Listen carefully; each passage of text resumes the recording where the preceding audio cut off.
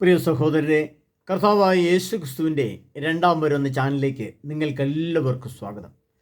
ശൃംഗാരം വീരം കരുണം, ഹാസ്യം രൗദ്രം ഭയാനകം, ഭീവത്സം അത്ഭുതം ശാന്തം. പ്രിയ സഹോദരരെ, റാപ്ചർ എന്ന വിഷയത്തെ സംബന്ധിച്ച് നമ്മളിത് 5ാമത്തെ ക്ലാസ്സാണ്. ധാരാളം ആളുകൾ ക്ലാസ്സുകൾ കേൾക്കുകയും റാപ്ചർ എന്ന വിഷയത്തെക്കുറിച്ച് ക്ലാസ് വേണമെന്നും എന്താണ് റാപ്ചർ, എങ്ങനെയാണ് റാപ്ചറിന് ഒരുങ്ങുക എന്നിങ്ങനെയുള്ള വിഷയത്തെക്കുറിച്ചൊക്കെ ധാരാളം ചോദ്യങ്ങൾ വന്നപ്പോൾ അത് സംബന്ധമായി ഏകദേശം 4 ക്ലാസ്സിലിടുകയും ഇത് 5ാമത്തെ ക്ലാസ്സുമാണ്. ഈ ഒരു ക്ലാസ്സാണ് ശരിയായ റാപ്ചറിൻ്റെ ഒരുക്കത്തിൻ്റെ മോഡൽ എന്തൊക്കെയാണ്, എങ്ങനെയൊക്കെയാണ് ഒരു മനുഷ്യൻ റാപ്ചർ അഥവാ ആ വലിയ ഭയാനകമായ സംഭവം, ലോകം അവസാനിക്കുന്നു, ചന്ദ്രനും സൂര്യനും ഭൂമിയൊക്കെ കത്തിച്ചാമ്പലാകുന്നു, അങ്ങനെ യുദ്ധം അതിൻ്റെ പൂർണ്ണതയിൽ ഭയം കൊണ്ട് മനുഷ്യൻ വിറയ്ക്കുന്ന സമയം, അങ്ങനെ അതിഭയാനമായ സമയത്ത് അപ്പോൾ നമ്മിൽ അവശേഷിക്കുന്നവർ കർത്താവിനെ എതിരേൽക്കാനായി വാനമേഘങ്ങളിൽ എടുക്കപ്പെടും. ആ എടുക്കപ്പെടും എന്ന തെസ്സലോനിക്കക്കാർ എഴുതിയ ലേഖനത്തിലെ ആ വചനത്തിൻ്റെ ഒരു ഇംഗ്ലീഷ് വേർഡാണ് റാപ്ചർ. ആ റാപ്ചറിൻ്റെ അർത്ഥമൊക്കെ ഞാൻ പറഞ്ഞിരുന്നു. അപ്പോൾ കഴിഞ്ഞ എപ്പിസോഡുകളിലൊക്കെ നമ്മൾ ഈ റാപ്ചർ ഒരു ഒരുക്കത്തിന് മുമ്പ് നമ്മുടെ ശരീരത്തിലും മനസ്സിലും ആത്മാവിലും ഉള്ള അശുദ്ധിയുടെ മേഖലകൾ, എന്തെല്ലാം പ്രശ്നങ്ങളിൽ കൂടിയാണ് മനുഷ്യൻ കടന്നു പോകുന്നത്, എന്തെല്ലാം വിഷയങ്ങളാണ് മനുഷ്യനെ ഇപ്പോൾ വരിഞ്ഞു ചുറ്റി പിടിച്ചിരിക്കുന്നത്, ഇതിൽ നിന്ന് വിമോചനം എങ്ങനെയാണ് നേടേണ്ടത്, ഏത് രീതിയിൽ ഒരുക്കപ്പെടുന്ന വ്യക്തിക്കാണ് യഥാർത്ഥ റാപ്ചർ എന്ന സംഭവം ലഭിക്കുക തുടങ്ങിയ വിഷയങ്ങളെല്ലാം അടിസ്ഥാനപ്പെടുത്തിയുള്ള ക്ലാസ്സുകളായിരുന്നു ഉണ്ടായിരുന്നത്. ഞാൻ അല്പസമയം മുമ്പ് നിങ്ങൾ പറഞ്ഞത് ഒരു ആദ്യം കേട്ടവർക്കൊന്നും മനസ്സിലായിട്ടുണ്ടാവുമെന്ന് എനിക്ക് തോന്നുന്നില്ല. എന്താണത്? ശൃംഗാരം വീരം കരുണം, ഹാസ്യം രൗദ്രം ഭയാനകം, ഭീവത്സം അത്ഭുതം ശാന്തം. പ്രിയപ്പെട്ടവർ, ഇത് നമുക്കറിയാം, ഇതൊരു കലാവാസനകൾ, അഭിനയത്തിൻ്റെ ഒക്കെ ഭാവങ്ങളെയാണ്. നവരസങ്ങൾ എന്നാണ് അതിൻ്റേതായ ശൈലിയിൽ പറയുക. നവരസങ്ങൾ. ഇപ്പോൾ സംഗീതത്തെ സംബന്ധിച്ചാണ് പറയാൻ നമ്മൾ സപ്തസ്വരങ്ങൾ എന്ന് പറയും, 7 സ്വരങ്ങൾ.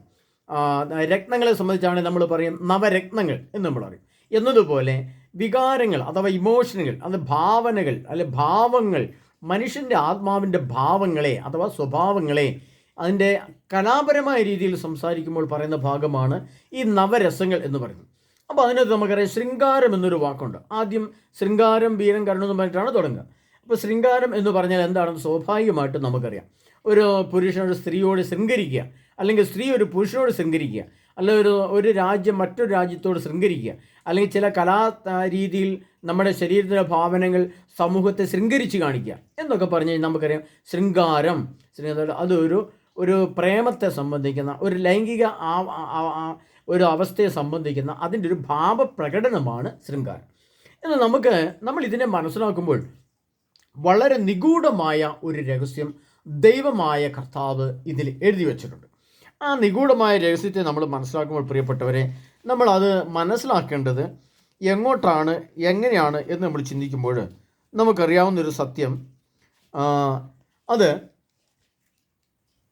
ഗലാത്യക്കാർക്ക് എഴുതിയ ലേഖനം 5-ാം അധ്യായം 22-ാം തിരുവചനമാണ്. ഗലാത്യക്കാർക്ക് എഴുതിയ ലേഖനം 5-ാം അധ്യായം അതിൻ്റെ 22-ാം തിരുവചനം. അവിടെ ഇപ്രകാരമാണ് എഴുതി വച്ചിരിക്കുന്നത്. നമുക്കത് വായിച്ച് നോക്കുമ്പോൾ തന്നെ നമുക്ക് മനസ്സിലാവും ഗലാത്യക്കാർക്ക് എഴുതിയ ലേഖനത്തിൽ എന്താണ് എഴുതി വെച്ചിരിക്കുന്നുള്ളത് നമുക്ക് വ്യക്തമായിട്ട് മനസ്സിലാക്കാം. അവിടെ ജഡത്തിൻ്റെ വ്യാപാരം, ഗലാത്യക്കാർക്ക് എഴുതിയ ലേഖനം 5-ാം അധ്യായം അതിൻ്റെ 22-ാം തിരുവചനത്തിൽ ഇപ്രകാരം എഴുതി വെച്ചിരിക്കുന്നു. എന്നാൽ ആത്മാവിൻ്റെ ഫലങ്ങൾ എന്തൊക്കെയാണ്? സ്നേഹം, ആനന്ദം, സമാധാനം, ക്ഷമ, ദയ, നന്മ, വിശ്വസ്തത, സൗമ്യത, ആത്മസംയമനം. ഇതെന്താണ്? ഇതൊരു ഭാവമാണ്, ഇതൊരു വികാരമാണ്. ഇത് ദൈവത്തിൻ്റെ പരിശുദ്ധാത്മാവ് ഒരു മനുഷ്യനിൽ ഉണ്ടായിരിക്കേണ്ട ക്രിസ്ത്യാനികൾക്ക്, അതായത് ക്രിസ്തുവിൽ വിശ്വസിക്കുന്ന വ്യക്തി ആരുമായിക്കൊള്ളട്ടെ, അത് മതവ്യത്യാസമോ അല്ലെങ്കിൽ ഭാവവ്യത്യാസമോ ഒന്നുമില്ല. പ്രത്യേകിച്ചും കത്തോലിക്ക സഭയുടെ വിവിധ ഭാഗങ്ങളെ ഉദ്ദേശിച്ചുള്ള ഏത് വ്യക്തിയിലും ഉണ്ടായിരിക്കേണ്ട അടിസ്ഥാന ഭാവങ്ങളാണ്, ഇമോഷനുകളാണ് ശരിക്കും ഈ പരിശുദ്ധാത്മാവിൻ്റെ ഫലങ്ങൾ എന്ന് പറയുന്നത്. ഈ പരിശുദ്ധാത്മാവിൻ്റെ ഫലങ്ങൾ എന്ന് നമ്മൾ പറയുമ്പോൾ അതിനകത്തും 9 ഭാവങ്ങളുണ്ട്. അപ്പോൾ നടനം അഥവാ കലകളിൽ 9 ഭാവങ്ങൾ ഉള്ളത് ശൃംഗാരം വീരം കരുണം ഹാസ്യം രൗദ്രം ഭയാനകം എന്നതുപോലെയാണെങ്കിൽ അതിൻ്റെ നേരെ ഓപ്പോസിറ്റ് എതിരാണ് പരിശുദ്ധാത്മാവിൻ്റെ ഭാവങ്ങൾ. അത് സ്നേഹം, സമാധാനം, ക്ഷമ, ദയ, നന്മ, വിശ്വസ്തയാണെന്ന് നമുക്കറിയാം. എന്നാൽ ഇതിനകത്ത് ഈ ദൈവത്തിൻ്റെ ആത്മാവിൻ്റെ ഇമോഷനുകൾ, വികാരങ്ങൾ അതല്ല നമ്മളിൽ ഉള്ളത് എങ്കിൽ പിന്നെ ഉണ്ടായിരിക്കുന്നത് എന്താണെന്നും കർത്താവ് അതിൽ തന്നെ പറയുന്നുണ്ട്. അപ്പോൾ കലാപരമായ കാര്യങ്ങളിലൂടെ മനുഷ്യൻ്റെ ആത്മാവ് കടന്നു പോകുമ്പോൾ ഉണ്ടാകുന്ന അവസ്ഥയെക്കുറിച്ച് കർത്താവ് പറയുന്നത് ജഡത്തിൻ്റെ വ്യാപാരങ്ങൾ എല്ലാവർക്കും അറിയാം. അവ വ്യഭിചാരം, അശുദ്ധി, ദുർവൃത്തി, വിഗ്രഹാരാധന, ആഭിചാരം, ശത്രുത, കലഹം, അസൂയ, കോപം, മദ്യപാനം, മധുരോത്സവം, ഇങ്ങനെ കുറേ കാര്യങ്ങളാണ് പറയുന്നത്. അപ്പോൾ ഇതിന് രണ്ടും നടുക്കാണ്. ഒരിടത്ത് നമ്മൾ സിനിമകൾ കാണുന്നു, ഡാൻസുകൾ കാണുന്നു, കഥാപ്രസംഗങ്ങൾ കേൾക്കുന്നു, ഇങ്ങനെ അതുമായിട്ട് ബന്ധപ്പെട്ട കലാപരമായ കാര്യങ്ങൾ കേൾക്കുമ്പോൾ അതിനകത്തെല്ലാം നവരസങ്ങളാണുള്ളത് ഞാൻ പറഞ്ഞു. അതാണ് നവരസങ്ങൾ ആദ്യം പറഞ്ഞത്. എന്നാൽ ഒരു ക്രിസ്ത്യാനി അല്ലെങ്കിൽ കത്തോലിക്ക സഭയിലെ അല്ലെങ്കിൽ ക്രിസ്തു വിശ്വസിക്കുന്ന ഒരു വ്യക്തിക്ക് അടിസ്ഥാനമായിട്ടുണ്ടായിരിക്കേണ്ടത് ഈ ആത്മാവിൻ്റെ ഫലങ്ങളാണ്. ആ ആത്മാവിൻ്റെ ഫലങ്ങൾ എന്താണെന്ന് ഞാൻ പറഞ്ഞു. അതും 9 എണ്ണമാണ്. അപ്പോൾ ഈ 9 എണ്ണത്തിൽ കൂടെയുള്ള ഭാവങ്ങളിൽ കൂടിയാണ് മനുഷ്യൻ യഥാർത്ഥത്തിൽ കടന്നു പോകേണ്ടത്. എന്നാൽ ഇന്ന് നമുക്കറിയാം, നമ്മൾ ഇന്നൊരു സിനിമ കണ്ട് കരയുകയാണെന്ന് വിചാരിക്കുക, അല്ല ഒരു സീരിയൽ കണ്ട് കരയുകയാണെന്ന് വിചാരിക്കുക. അപ്പോൾ അങ്ങനെ ആ കരയുമ്പോൾ നമ്മളിലേക്ക് ഏത് ഭാവമാണ് കടന്നു വരുന്നത്? അത് കലകളിലെ, ഈ നാട്യത്തിലെ, നാട്യവേഷങ്ങളിലെ ഇമോഷനുകൾ നമ്മളിലേക്ക് കടന്നു വരുമ്പോൾ അവിടെ നമ്മൾ മനസ്സിലാക്കേണ്ട ഒരു വചനം ഞാൻ കഴിഞ്ഞ ദിവസം പറഞ്ഞിരുന്നു. വെളിപാടിൻ്റെ പുസ്തകം 18-3 തിരുവചനം, അശുദ്ധവും ഭീവത്സവുമായ സകല പക്ഷികളുടെയും താവളമായി എന്ന് പറയുന്ന ആ വചനത്തെ നമ്മൾ മനസ്സിലാക്കുമ്പോൾ ഈ ഭീവത്സമായ സകല പക്ഷികളുടെയും അശുദ്ധി നമ്മളിലേക്ക് കടന്നു വരുന്നു എന്ന്. അതേത് ഭാവത്തിൽ കൂടെ? ഇത്തരം കലാപരമായ ഭാവങ്ങളിൽ കൂടെ ഒരു മനുഷ്യനിലേക്ക് കടന്നു വരുമ്പോൾ ആ മനുഷ്യൻ്റെ ആത്മാവിലുണ്ടാകുന്ന അശുദ്ധിയുടെ മേഖലകൾ, ഈ ഭാവങ്ങളെല്ലാം ഒരു പക്ഷിയുടെ രൂപത്തിലാണ് ഇരിക്കുന്നത്. അതായത് ഈ ഗലാത്യർക്കുടെ ലേഖനത്തിൽ ഈ 5-ാം അധ്യായത്തിൽ പരിശുദ്ധാത്മാവിൻ്റെ ഫലങ്ങൾ എന്ന് പറയുമ്പോൾ പരിശുദ്ധാത്മാവ് എന്ന് പറയുന്ന പക്ഷിയുടെ രൂപമാണ്, പ്രാവിൻ്റെ രൂപമാണ്. പ്രാവിൻ്റെ രൂപത്തിലുള്ള പക്ഷിയുടെ ആ ഭാവങ്ങൾ എവിടെയാണുള്ളത്? അത് സ്നേഹം, സന്തോഷം, സമാധാനം, ദയ, വിശ്വസ്ത എന്നീ ഭാവങ്ങളിലാണുള്ളത്.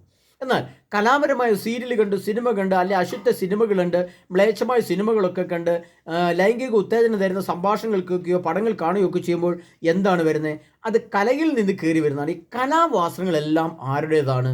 നമ്മൾ മാനുഷിക രീതിയിൽ ചിന്തിക്കുമ്പോൾ കലകളല്ലേ, കലകളല്ലേ വളർത്തേണ്ടത്.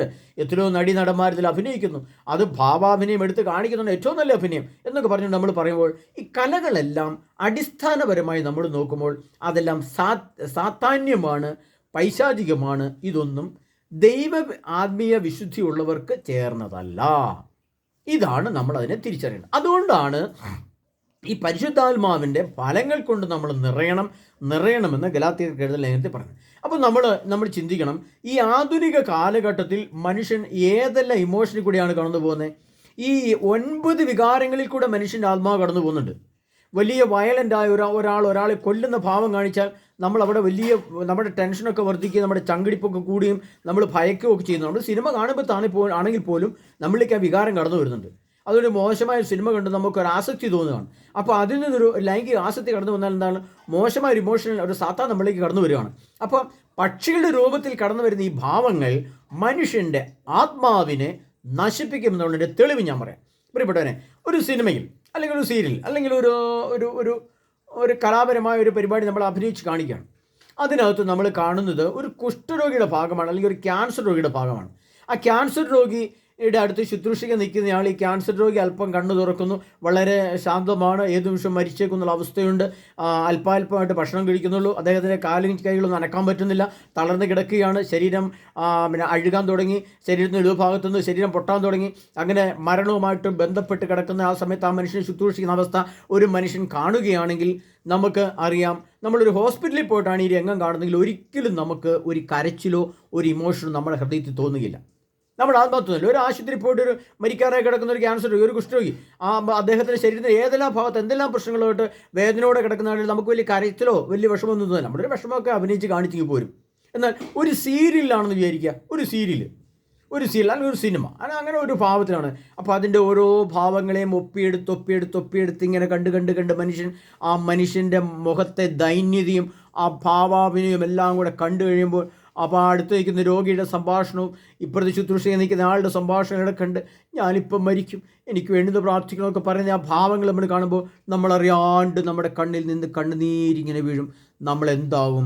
ഈ നാട്യകലയിലെ നാട്യങ്ങൾ നമ്മുടെ ആത്മാവിലേക്ക് നമ്മൾ അറിയാതെ കടന്നു വരും. പ്രിയ സഹോദരരെ, ഇതാ വചനത്തിൻ്റെ നിഗൂഢ രഹസ്യമാണ്. ഇത്തരം കാര്യങ്ങളൊന്നും നമുക്ക് അങ്ങനെ ഗ്രഹിക്കാൻ പറ്റില്ല.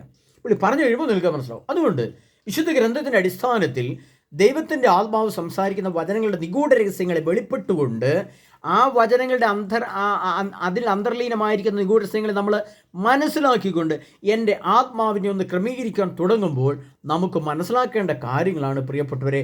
നാം ക്രിസ്ത്യാനികൾ കലകളുടെ നാട്യഭാവനകൾ കണ്ട് നമ്മൾ ഇമോഷൻ ഉണ്ടാക്കേണ്ടവരല്ല.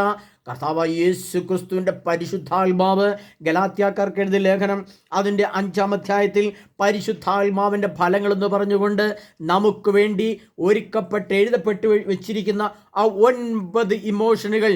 അതാണ് സ്നേഹം, ആനന്ദം, പറഞ്ഞാൽ മനസ്സിൻ്റെ ആനന്ദം, ആത്മാവിൻ്റെ ആനന്ദം, സമാധാനം. അത് മനസ്സിൽ വലിയ സമാധാനമുണ്ടെന്ന് പറഞ്ഞ മനസ്സ്.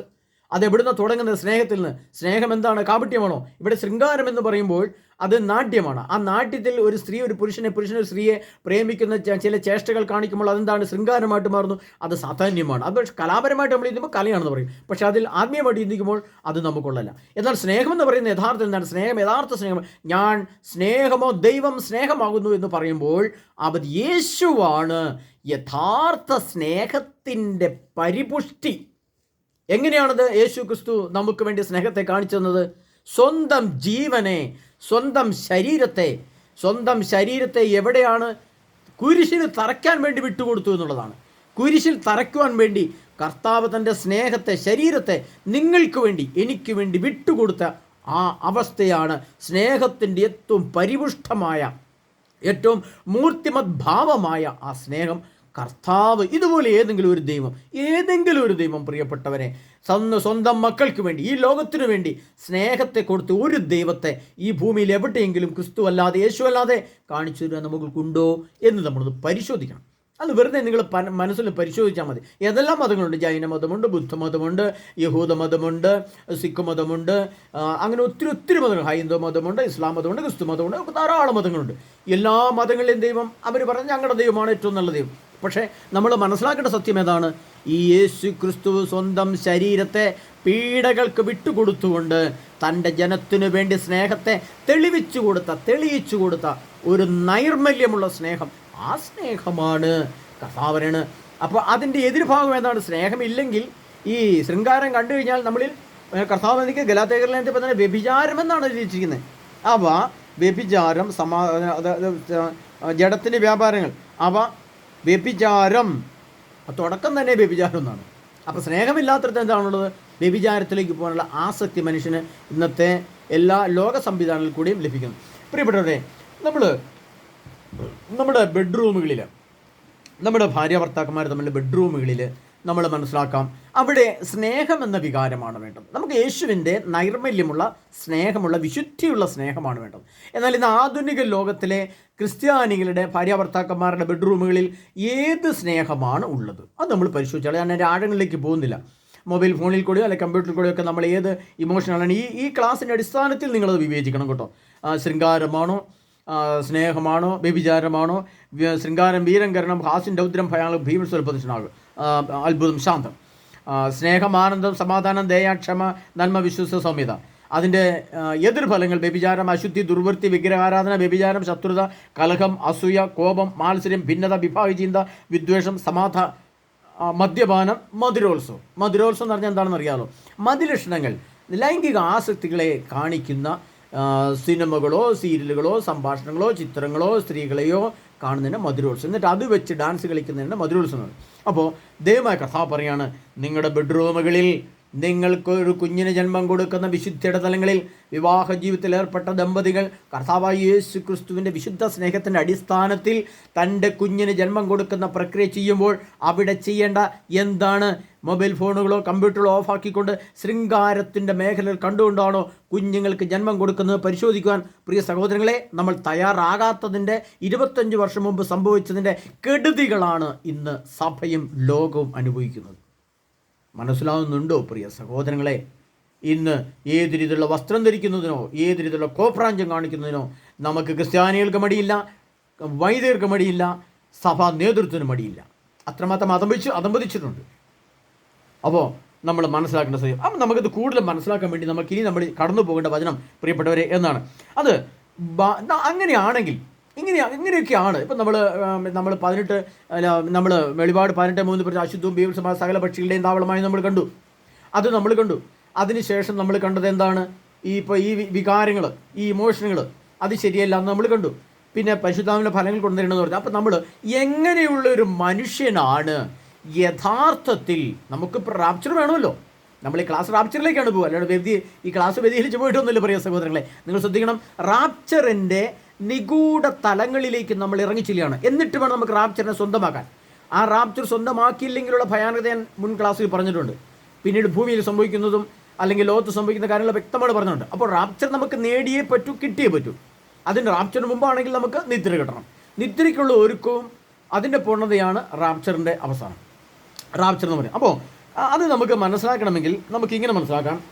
ബാറൂക്ക് പ്രവാചകന്റെ പുസ്തകം 1-ാം അധ്യായത്തിന്റെ 73-ാം തിരുവചനം അവിടെ ഇങ്ങനെ പറയുകയാണ്: അതിനാൽ വിഗ്രഹങ്ങളില്ലാത്ത ഉത്തമനാണ് നീതിമാൻ, അവൻ ആക്ഷേപങ്ങൾക്ക് അതീതനായിരിക്കും. അത് ബാറൂക്ക് പ്രവാചകന്റെ പുസ്തകം, നമുക്കറിയാം ബാറൂക്ക് പ്രവാചകന്റെ പുസ്തകത്തിൽ എഴുതി വെച്ചിരിക്കുന്നൊരു വലിയ വചനമാണ്. അത് നമുക്ക് മനസ്സിലാക്കണേ തന്നെ അല്പം ബുദ്ധിമുട്ടാണ്. എങ്കിലും നമ്മളത് മനസ്സിലാക്കുക തന്നെ വേണം. അത് മനസ്സിലാക്കിക്കൊണ്ട് തന്നെ വേണം നമ്മൾ മുന്നോട്ട് പോകാൻ. എങ്ങനെയുള്ളൊരു മനുഷ്യനാണ് റാപ്ചറിൻ്റെ ഗുണം?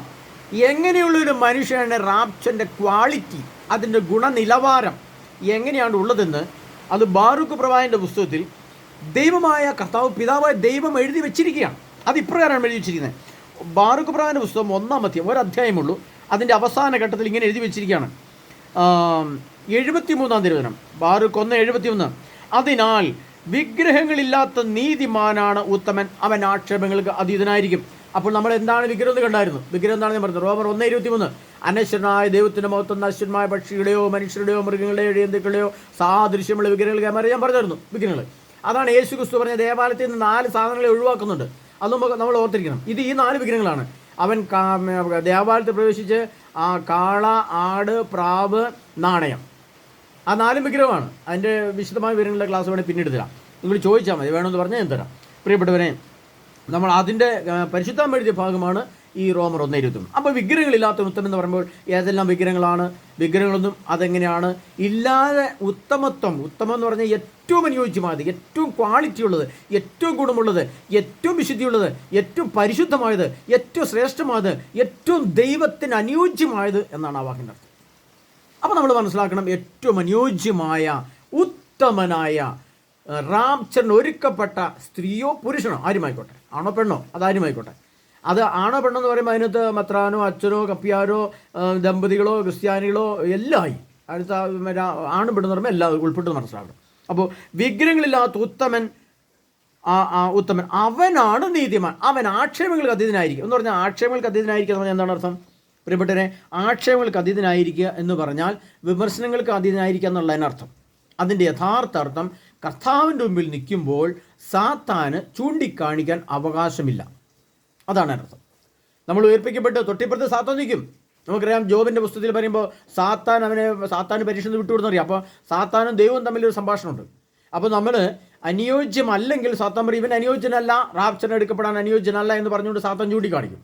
അപ്പോൾ സാത്താൻ ചൂണ്ടിക്കാണിക്കുമ്പോൾ എന്താണ് പ്രശ്നം? ദൈവം പറയാണ് ഇതാ സാത്താൻ ചൂണ്ടിക്കാണിക്കുക ശരിയല്ലേ, നിന്നിലോ ഉണ്ടല്ലോ, അപ്പോൾ എങ്ങനെ നിന്നെ എടുത്തുകൊണ്ട് പോവുക? ആ ചോദ്യത്തിനിടെ അതാണ് ഏറ്റവും ശ്രേഷ്ഠമായത്, ഏറ്റവും വിശിഷ്ടമായത്, ഏറ്റവും അനുയോജ്യമായത്, ഏറ്റവും പരിശുദ്ധമായത് എന്നാണ് അർത്ഥം. പ്രിയപ്പെട്ടവരെ, അത് നമ്മൾ മനസ്സിലാക്കുമ്പോഴാണ് ഈ വിഗ്രഹങ്ങളില്ലാതെ ഇരിക്കുന്ന അവസ്ഥയിലേക്ക് ഒരു മനുഷ്യൻ്റെ ആത്മാവിൻ്റെ രൂപാന്തരീകരണത്തെയാണ് ഇത് നമ്മൾ അർത്ഥമാക്കുന്നത്.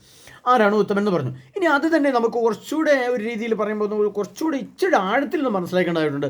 അതിന് ആഴത്തിൽ മനസ്സിലാക്കുവാനായിട്ട് നമുക്കുള്ളത്, നമ്മൾ കഴിഞ്ഞ പ്രാവശ്യം പറഞ്ഞൊരു വചനം തന്നെയാണെങ്കിലും അതൊന്നുകൂടി പറയേണ്ടതായിട്ടുണ്ട്. അത് എങ്ങനെയാണ് ഒന്ന് നോക്കാൻ പ്രിയപ്പെട്ടവർ. അത് നമ്മൾ കണ്ടതാണ് എങ്കിൽ പോലും അതിനകത്ത് ചില നിഗൂഢ സത്യങ്ങൾ കർത്താവ് എഴുതി വെച്ചിട്ടുണ്ട്. അതുകൊണ്ട് അതുകൂടി ഒന്നും കൂടി ഒന്ന് നമ്മൾ കണ്ടിട്ട് വേണം പോകുവാൻ. അപ്പോൾ ആ വചനം ഇപ്രകാരമാണ്. അത് ഈ എസെക്കിയേൽ പ്രവാചകന്റെ പുസ്തകത്തിൽ 18-ാം അധ്യായത്തിൽ നമ്മൾ കണ്ടതാണ്. എസെക്കിയേൽ 18, അന്ന് നമ്മുടെ തുടക്കം അതിൻ്റെ ക്ലാസ് കിട്ടിയതാണുകൊണ്ട് തുടക്കം ഞാൻ പറയുന്നില്ല. വെളിപാട് 18:5 ഒരുവൻ നീതിമാനും നീതിയും ന്യായം അനുസരിച്ച് പ്രവർത്തിക്കുന്നവനും ആണെന്നിരിക്കട്ടെ, അവൻ പൂജാരിൽ ലഭിച്ച് ഭക്ഷിക്കുകയോ ഇസ്രായേലിൻ്റെ വിഗ്രഹങ്ങളെതിരെ കണ്ണുയർത്തി ചെയ്യുന്നില്ല, അവൻ അയൽവാസിയുടെ ഭാര്യയെ മന്യപ്പെടുത്തി ആർത്തവകാലത്ത് സ്ത്രീയെ സമീപിക്കുകയും ചെയ്യുന്നില്ല, അവൻ ആരെയും പീഡിപ്പിക്കുന്നില്ല, കടക്കാരന് പണയവസ്തു തിരികെ നൽകുന്നു, കൊള്ളയടിക്കുന്നില്ല, അവൻ വിശക്കുന്നതിന് ആഹാരവും നഗ്നനെ ഉടുപ്പിക്കുകയും ചെയ്യുന്നു, വസ്ത്രം ധരിപ്പിക്കുകയും ചെയ്യുന്നു, അവൻ പലിശ വാങ്ങുകയും ലാഭം എടുക്കുകയും ചെയ്യുന്നില്ല, അകൃത്യങ്ങൾ ചെയ്യുന്നില്ല, മനുഷ്യർ തമ്മിലുള്ള തർക്കങ്ങൾ തീർപ്പ് കൽപ്പിക്കുന്നു, അവൻ തൻ്റെ ഇനി അവിടെ മുതലാണ് നമ്മൾ അതിൻ്റെ മനസ്സിലാക്കേണ്ടത്. അവൻ എൻ്റെ കൽപ്പനകൾ അനുസരിക്കുകയും പ്രമാണങ്ങൾ വിശ്വസ്തയോടെ പാലിക്കുകയും ചെയ്യുന്നു, അവനാണ് നീതിമാൻ, അവൻ തീർച്ചയായും ജീവിക്കും, ദൈവമായ കർത്താവ് രക്ഷ. ഞാൻ വിശുദ്ധ ഗ്രന്ഥം ഉൽപ്പത്തി മുതൽ വെളിപാട് വരെ ഞാൻ വായിച്ചിട്ടുണ്ട് പല ആവർത്തി. ഇതിനുള്ളിൽ ഉത്തമൻ എന്ന ഒരു വാക്ക് യേശുവോ പിതാവായ ദൈവമോ പരിശുദ്ധാത്മാവോ പറഞ്ഞിട്ടില്ല. പിതാവായ ദൈവം മാത്രമാണ് ഉത്തമൻ, അനുയോജ്യൻ, ശ്രേഷ്ഠനാവെന്ന് പറഞ്ഞിരിക്കുന്നത്. മറ്റൊരു വാക്ക് ഉത്തമൻ എന്ന വാക്ക് പ്രയോഗിച്ചിട്ടില്ല. ഒരു നിയമജ്ഞൻ കർത്താവിൻ്റെ ചോദിച്ചു, ഗുരു നിത്യജീവൻ അവകാശമാക്കാൻ ഞാൻ എന്ത് ചെയ്യണം ചോദിക്കുന്ന ഒരു സംഭവം നമുക്കറിയാം. അപ്പോൾ കർത്താവ് പറയുന്ന മറുപടി നമ്മൾ കേട്ടിട്ടുണ്ട്. അപ്പോൾ ഞാൻ അങ്ങോട്ട് പോകുന്നില്ല. അപ്പോൾ അവിടെയും ഒരു അനുയോജ്യത, ഒരു ക്വാളിറ്റി എന്താണ് ചോദിക്കുമ്പോൾ പറയുന്നത് കർത്താവ് പറയുന്നത്. പക്ഷേ ഇവിടെ ഈ രണ്ട് സ്ഥലങ്ങളിൽ മാത്രമേ ഉത്തമൻ എന്ന വാക്ക് പറഞ്ഞിട്ടുള്ളൂ. ഒന്ന് ബാറുക്ക് പറയാൻ്റെ പുസ്തകം ഞാനിപ്പോൾ പറഞ്ഞത്, 2 എസെക്കിയേൽ പ്രവചനം എൻ്റെ കൽപ്പന. അതാണ് കൃത്യമായി അവൻ എൻ്റെ കൽപ്പനകൾ അനുസരിക്കുകയും പ്രമാണങ്ങൾ വിശ്വസ്തയോടെ പാലിക്കുകയും ചെയ്യുന്നു, അവനാണ് നീതിമാൻ, അവൻ തീർച്ചയായും ജീവിക്കും, ദൈവമായ കർത്താവ് രക്ഷിക്കുന്നു. പ്രിയപ്പെട്ടവരെ, ഇവിടെ ഞാനൊരു വലിയ നിഗൂഢ രഹസ്യം കൂടെ നിങ്ങൾക്ക് പറഞ്ഞുതരാം. നിങ്ങൾ പറഞ്ഞു തരുമ്പോൾ ശ്രദ്ധാപൂർവ്വം കേട്ടാലേ മനസ്സിലാവുള്ളൂ. നിങ്ങൾക്ക് കൺഫ്യൂഷൻ, സംശയങ്ങൾ വരരുത്. നമ്മളെല്ലാവരും ക്രിസ്തുവിൽ വിശ്വസിക്കുന്നവരാണ്. അതോടൊപ്പം നമ്മൾ കത്തോലിക്ക സഭയിൽ വിശ്വസിക്കുന്നവരുമാണ്. നമുക്കറിയാം നമ്മുടെ വിശ്വാസം എവിടെയാണ്. ഇത് പഠിക്കണമേ. ഈ ആധുനിക ലോകത്തെ ഇന്നത്തെ തിയോളജി പഠിച്ച വൈദികരും മെത്രാന്മാരും വചനപ്രഘോഷകരും മാർപ്പാപ്പായും അടക്കം കേൾക്കേണ്ട ഒരു ക്ലാസ് ആയിട്ട് വരും. നിങ്ങൾ ശ്രദ്ധിച്ച് കേട്ടോ. അതിൻ്റെ നിഗൂഢസ്യം പറയാൻ വെളിപ്പെടുത്താണ് പറയാം. ഞാൻ വലിയ പുള്ളിയാണെന്ന് പറയാൻ നല്ല ശ്രദ്ധിക്കണമേ നിങ്ങൾ ഈ ക്ലാസ്. നമ്മൾ ക്രിസ്തുവിൽ വിശ്വാസമുണ്ട്, ഒപ്പം നമ്മൾ സഭയിലും വിശ്വസിക്കുന്നുണ്ട്. എന്നാൽ നമ്മുടെ എല്ലാം വിശ്വാസം സഭയിലാണ്. സഭയിൽ നമ്മൾ വിശ്വസിക്കുന്നു. പരിശുദ്ധ മുടിയന്മാരുടെ ഐക്യ വിശ്വസിക്കുമ്പോൾ നമ്മുടെ വിശ്വാസ പ്രവണത ഏറ്റുപറയുന്നുണ്ട്. പക്ഷേ നമുക്ക് നിത്യരക്ഷയുണ്ടോ? കിട്ടില്ല. കൂദാശകളിൽ നമുക്ക് വിശ്വസിക്കാം. 7 കൂദാശകൾ. അത് ദൈവികമാണ്, ദൈവമഹത്വത്തിൻ്റെ പ്രതീകാത്മകമായ പ്രവൃത്തിയാണ്. അത് സത്യമാണ്, വിശുദ്ധമാണ്, ജ്ഞാനമാണ്, രക്ഷയാണ്. പക്ഷേ സഭ എന്ന് പറയുന്നത് ഒരു കൂട്ടായ്മയാണ്. കൂട്ടായ്മയിൽ സംഭവിക്കുന്ന അപജയങ്ങളാണ് ഇന്ന് എറണാകുളം അങ്കമാലി രൂപതയിലും ലോകത്തിൻ്റെ വിവിധ ഭാഗങ്ങളിൽ സഭയിൽ സംഭവിക്കുന്നത്. അപ്പോൾ നമുക്ക് സഭയിലല്ല വിശ്വാസം വേണ്ടത്, മറിച്ച് നമ്മൾ ക്രിസ്തുവിൽ വിശ്വസിക്കുകയും പ്രമാണങ്ങൾ പാലിക്കുകയും ചെയ്യണം. കൗദാശിക തലങ്ങളിൽ നമ്മൾ എത്ര വളർന്നാലും, കൂദാശികളിൽ നമ്മൾ കുമ്പസാരം കുർബാന എത്ര നടത്തിയാലും നമുക്ക് നിത്യരക്ഷ ലഭിക്കില്ല എന്ന് സ്പഷ്ടമായിട്ട് ഞാൻ നിങ്ങളോട് പറയുകയാണ്. ഇതിനെ ഖണ്ഡിക്കാൻ ധൈര്യമുള്ള തിയോളജിസ്റ്റോ ഏത് വ്യക്തിക്ക് എൻ്റെ അടുത്ത് വരാം. ഏത് വ്യക്തിക്കും ഞാൻ ഖണ്ഡിച്ച് പറഞ്ഞ് വ്യക്തമായിട്ട് പറഞ്ഞു കൊടുക്കും. കാരണം കൂദാശികളിൽ ആഴപ്പെട്ട സഭയും കൂദാശികളിൽ ആഴപ്പെട്ട ക്രിസ്ത്യാനികളുമാണെങ്കിൽ ഇപ്പോൾ മനുഷ്യനിൽ മരണമില്ലായിരുന്നു, നിദ്ര മാത്രമേ വരും. നടക്കുന്ന മുഴുവൻ നിദ്രയാണ്, അല്ല മറ്റേ മരണമാണ്. മരണത്തിൽ ഒരുപാട് അപകട മരണങ്ങൾ, വിവാഹമോചനങ്ങൾ, കൂദാശികളിൽ നകന്നുമാരായിട്ട് ജീവിച്ച് ഒറ്റ കിടന്ന് മരിക്കുന്നു, ആത്മഹത്യ ചെയ്യുന്നു, അപകടപ്പെട്ട് മരിക്കുന്നു, എല്ലാം മരണത്തിൻ്റെ പട്ടികയിലാണ് വരുന്നത്. നിദ്ര എന്താണെന്ന് ഞാൻ പിന്നീട് പറഞ്ഞുതരാം, അത് വേറെ ക്ലാസ് ഇട്ടുതരാം. അപ്പോൾ നമുക്ക് മനസ്സിലാക്കാം, നമ്മൾ സഭയെ ബഹുമാനിക്കാം, വൈദികരെ മെത്രാന്മാരെ ബഹുമാനിക്കാം, വചനപ്രഘോഷകരെ ബഹുമാനിക്കും, ഒരു ബഹുമാനം കൊടുക്കാം, റെസ്പെക്റ്റ് കൊടുക്കാം. കാരണം വെച്ചാൽ അവർക്ക് ശ്രേഷ്ഠമായ കാര്യങ്ങൾ പറഞ്ഞു തരുന്നതാണ്. സഭാ ശ്രേഷ്ഠന്മാർ എന്ന് അപ്പോസ്തല പ്രവൃത്തി പറയുന്നു. അവർ ശ്രേഷ്ഠ സ്ഥാനം വഹിച്ചുകൊള്ളട്ടെ, അതിന് നമുക്ക് റെസ്പെക്റ്റ് കൊടുക്കാം. പക്ഷേ അവരിൽ വിശ്വസിക്കരുത്. മെത്രാന്മാരിൽ വിശ്വസിച്ചതും വൈദികരിൽ വിശ്വസിച്ചതും വചനപ്രഘോഷ വിശ്വസിതമായ കത്തോലിക്ക സഭയുടെ നാശമാണ് ഇപ്പോൾ നമ്മൾ കൊണ്ടുകൊണ്ടിരിക്കുന്നത്. എന്നാൽ കർത്താവ് പറയാണ്, എൻ്റെ പ്രമാണങ്ങൾ, അവൻ എൻ്റെ കൽപ്പനകൾ അനുസരിക്കുകയും പ്രമാണങ്ങൾ വിശ്വസ്തയോടെ പാലിക്കുകയും ചെയ്യുന്നു, അവനാണ് നീതിമാൻ. അപ്പോൾ ദൈവപ്രമാണം എന്ന് പറയുന്നത് എന്താണ്? 10 പ്രമാണങ്ങളാണ് ദൈവപ്രമാണം. കൊല്ലരുത് എന്ന് പറഞ്ഞാൽ എന്താണ്? കൊല്ലരുത്. അബോർഷൻ ചെയ്താലോ? 2 കുട്ടികളെ കൊണ്ട് നിർത്തിയാലോ? ബാക്കി കുഞ്ഞുങ്ങൾ എവിടെ പോയി? അവിടെ പ്രമാണം പാലിച്ചിട്ടുണ്ടോ? ഉണ്ടോ? കൊല്ലരുത് എന്ന് പറയുന്നതിൻ്റെ മൂന്നർത്ഥം സ്വർഗത്തിൻ്റെയും സമാധാനത്തിലെയും മരണാനന്തര ജീവിതത്തിൻ്റെയും അർത്ഥം സനാതന സുവിശേഷത്തിൽ പറയുമ്പോൾ എങ്ങനെ പറയും? സ്വർഗത്തിൽ ജീവൻ, ആത്മാവ്, അത് ഭൂമിയിൽ ശരീരം.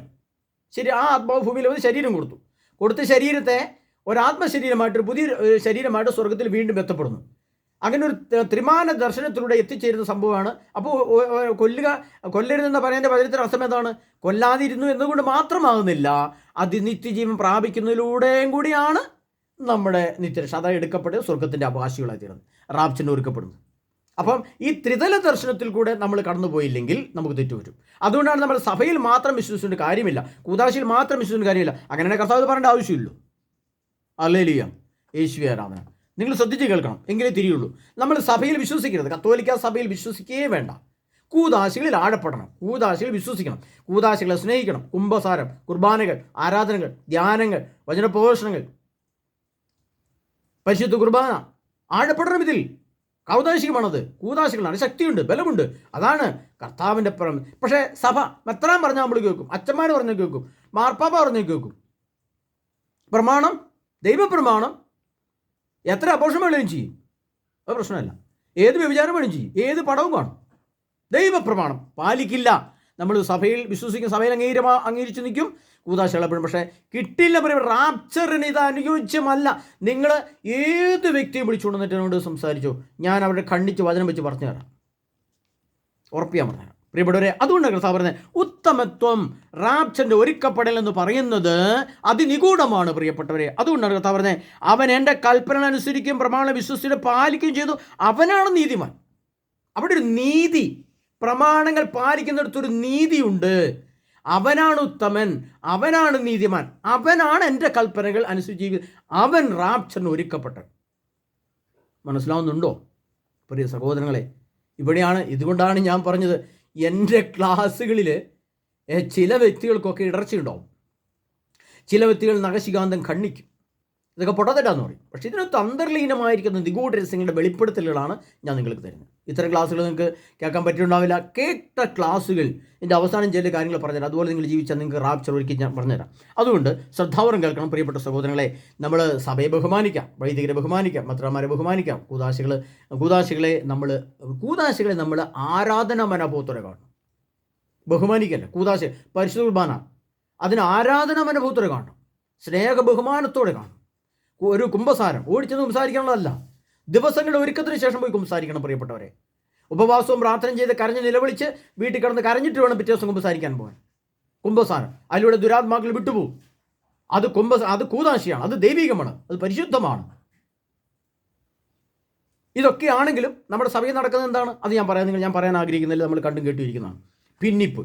അതുകൊണ്ടാണ് ഈ 10 ശൃംഗാരം, വീരം, കരണം, ഹാസിൻ്റെ ഉത്തരം, ഭയം, ഭീഷണി, ശാന്തം, ആ വികാരത്തിൻ്റെ എതിർഭാഗത്ത് വരുന്നത് എന്താണ്? 10-12 ദുരാത്മാക്കളുടെ പ്രവൃത്തിയാണ്. അശുദ്ധവും ഭീവത്സമായ സകല പക്ഷിയുടെയും താവളമായി.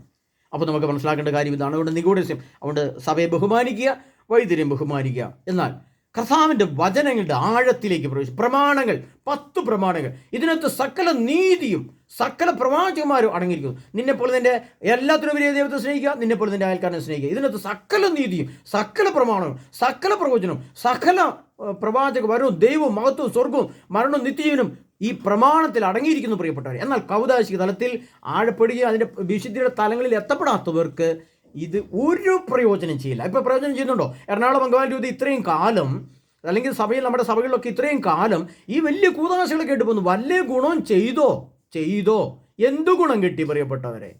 ചിന്തിക്കും. അടുത്ത ചെയ്യുക പ്രിയപ്പെട്ടവരെ. എസ് പ്രകാരം 10 അധ്യായൻ്റെ പ്രമാണം പാലിക്കുകയും ചെയ്യുന്നു നീതിവൻ. അപ്പോൾ 2 കാര്യം ഞാൻ പറഞ്ഞു. റാപ്ചറിന് ഒരുങ്ങപ്പെടുന്ന മനുഷ്യർ 2 രീതിയിലുള്ള ഉത്തമത്വം വേണം, ശ്രേഷ്ഠത വേണം, ക്വാളിറ്റി വേണമെന്ന് ഞാൻ പറയണ്ടേ. ഇതൊക്കെ ചെയ്യുമ്പോൾ ഹബക്കൂക്ക് പ്രവാചകൻ്റെ പുസ്തകത്തിൽ ഒരു വചനമുണ്ട്. ആ വചനത്തെയും കൂടെ നമ്മളൊന്ന് കേട്ടിട്ട് വേണം അല്പം ക്ലാസ് മുന്നോട്ട് പോകാൻ. അതായത് ഹബക്കൂക്ക് പ്രവാചകൻ്റെ പുസ്തകം 2-ാം അധ്യായം 11 തിരുവചനം. അതിങ്ങനെയാണ് ചോദിച്ചിരിക്കുന്നത്: ഭിത്തിയിൽ നിന്ന് കല്ലുകൾ വിളിച്ചു പറയും, മേൽക്കൂരയിൽ നിന്ന് തുലാം മറുപടി പറയും. രക്തം കൊണ്ട് നഗരം പടിയുകയും അകൃത്യം കൊണ്ട് പട്ടണം സ്ഥാപിക്കുകയും ചെയ്യുന്നതിന് കഷ്ടം. അഗ്നി കിരിയാൻ വേണ്ടി മാത്രം ജനങ്ങൾ അധ്വാനിക്കുന്നതും വ്യർത്ഥതയ്ക്ക് വേണ്ടി ജനതകൾ ബന്ധപ്പെടുന്നതും സൈനികളെ കർത്താവിൻ്റെ ഹിതമനുസരിച്ചാണല്ലോ. നമ്മൾ ഈ ഇമോഷനുകൾ ഇന്നത്തെ ഇത് പറയാൻ കാണുന്നതറിയോ, ഇന്ന് ആധുനിക ലോകമാണ്. നമ്മൾ വലിയ മാളികളാണ് വീട് പണിയുന്നത്. ബെഡ്റൂമും ഹാള് ബെഡ്റൂം എന്നൊക്കെ പറയാമെന്ന് വെച്ചാൽ രഹസ്യമാണ്. അപ്പോൾ അതുപോലെ എല്ലാ വാതിലുകളും വളരെ ഒരു വാതിൽ മുറിക്കകത്തോട്ട് കയറ്റി കഥ അതിൻ്റെ കുറ്റിയിട്ട് കഴിഞ്ഞാൽ പുറത്തുള്ള ശബ്ദം ഉള്ളിലുള്ള ശബ്ദം പുറത്തേക്ക് കേൾക്കാൻ പറ്റില്ല. അപ്പോൾ നമ്മൾ സ്വാതന്ത്ര്യം നമുക്ക് ഇരട്ടി വർത്തിക്കും. അങ്ങനെ ഇരട്ടി സ്വാതന്ത്ര്യം വർത്തിക്കുമ്പോൾ നമുക്ക് ഇഷ്ടമുള്ളത് കാണാം.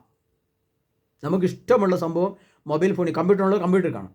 അപ്പോൾ നമ്മൾ എന്താണ് കാണുന്നത് എന്ന് ആരാണ് കണ്ടത് അന്ത്യവിധിയിലെന്ന് ദൈവമായ കർത്താവ് എഴുതി വെച്ചിരിക്കുകയാണ്. ഭിത്തിയിൽ നിന്ന് കല്ലുകൾ മറുപടി പറയും, മേൽക്കൂരയിൽ നിന്ന് തുലാം മറുപടി പറയും.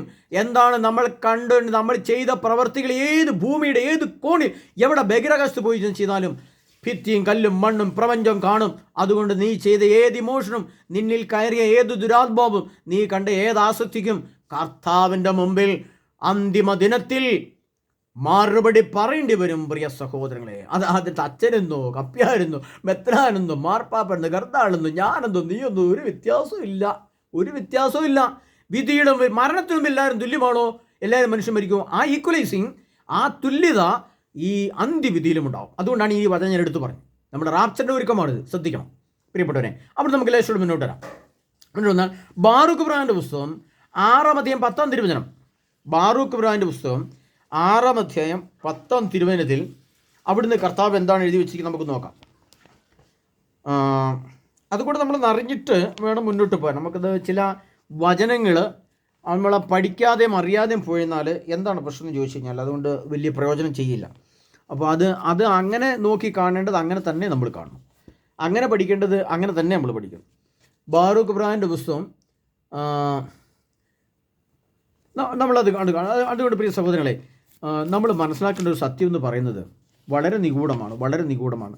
നിഗൂഢമായിട്ട് ദൈവം എഴുതി വച്ചിരിക്കുന്ന വചനങ്ങളെ നിഗൂഢമായിട്ട് തന്നെ നമുക്ക് മനസ്സിലാക്കാൻ സാധിച്ചാലേ അതിലടങ്ങിയിരിക്കുന്ന നിഗൂഢ രഹസ്യങ്ങളുടെ വെളിപ്പെടുത്തൽ നമുക്ക് കിട്ടിയാൽ നമ്മുടെ ആത്മാവ് ഒരു സംഭവത്തെ കാണുമ്പോൾ, ഒരു പൈശാചിത്യങ്ങളെ കാണുമ്പോൾ, ഒരു പ്രശ്നത്തെ കാണുമ്പോൾ നമ്മുടെ ആത്മാവ് നമ്മോട് സംസാരിക്കും, അയ്യോ ഇത് പണ്ട് ഏതോ ബുദ്ധർ പറഞ്ഞ സത്യമാണല്ലോ കാണുന്നത്, അല്ലെങ്കിൽ വാർത്ത കേൾക്കുന്ന അങ്ങനെയാണല്ലോ എന്ന് നമ്മുടെ ആത്മാവ് നമ്മോട് സംസാരിക്കും. ദൈവത്തിൻ്റെ പരിശുദ്ധാത്മാവ് ഒരു വ്യക്തിയോട് ചില സംഭവങ്ങൾ കാണുമ്പോൾ സംസാരിക്കാൻ തുടങ്ങിയാൽ അവനിൽ ദൈവത്തിൻ്റെ പരിശുദ്ധാത്മാവ് പ്രവർത്തിക്കാൻ തുടങ്ങി എന്നാണ് അർത്ഥം. അത് ഞാനിങ്ങനെ പറഞ്ഞുതരാം. അതായത് ഇങ്ങനെയാണ് അതിൻ്റെ ബാറൂക്ക് ഇബ്രാഹിമിൻ്റെ പുസ്തകം 6-ാം അധ്യായം അതിൻ്റെ 10-ാം തിരുവചനം ശ്രദ്ധിച്ച് കേൾക്കണമേ പ്രിയ സഹോദരങ്ങളെ. പുരോഹിതന്മാർ ചിലപ്പോഴൊക്കെ ഈ ദേവന്മാരിൽ നിന്ന് സ്വർണവും വെള്ളിയും രഹസ്യമായി എടുത്ത് സ്വന്തം കാര്യങ്ങൾക്ക് ഉപയോഗിക്കുന്നു. അതിൽ നിന്ന് ഉള്ളറകളിലെ വേശ്യകൾക്ക് പോലും അവർ കൊടുക്കുന്നു. സ്വർണവും വെള്ളിയും കൊണ്ടും മരം കൊണ്ടും നിർമ്മിച്ച് ഈ ദേവന്മാരെ അവർ മനുഷ്യരെ പോലെ വസ്ത്രങ്ങൾ അണിയിക്കുകയും ചെയ്യുന്നു.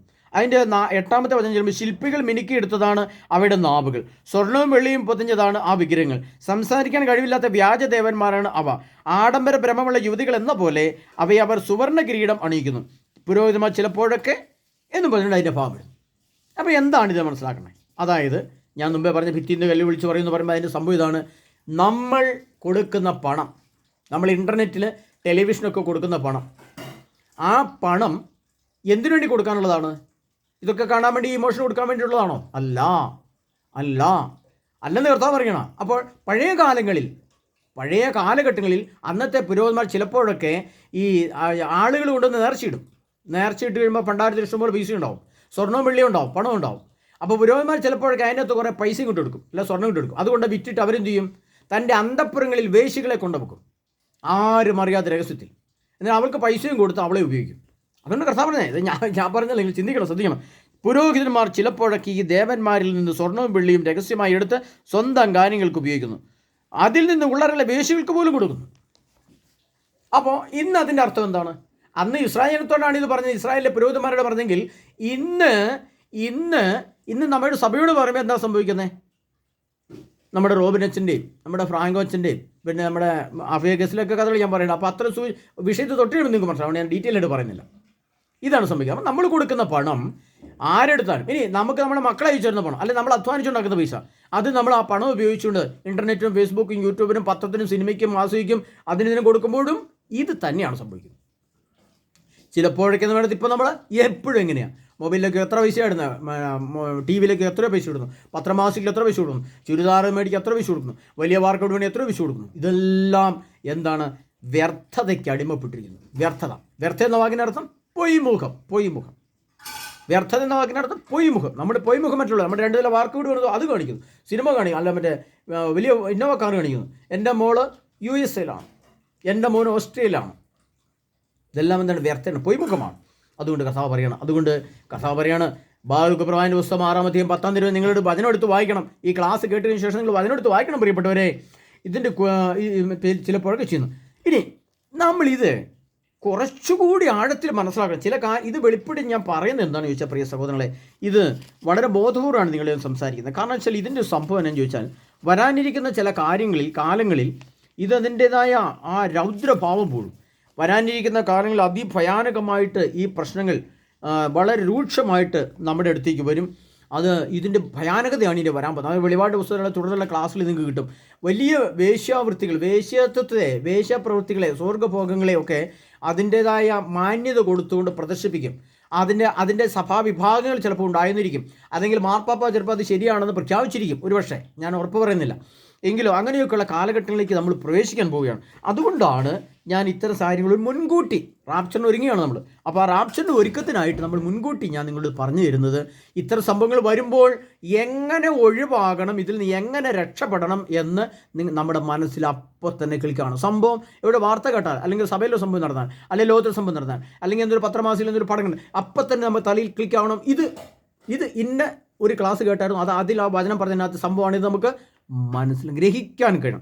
അത് ദാനിയേൽ പ്രവാചകന്റെ പുസ്തകം 14-ാം അധ്യായം അതിൻ്റെ 16-ാം തിരുവചനം കർത്താവ് ഇങ്ങനെ പറയുകയാണ്. അത് ഇച്ചിരി ദീർഘമായി വായിക്കാനുള്ള ഒരു സംഭവമാണ്. അത് ഞാൻ പെട്ടെന്ന് വായിച്ച് ഓരോന്നിൻ്റെ അർത്ഥം പെട്ടെന്ന് പറഞ്ഞുതരാം.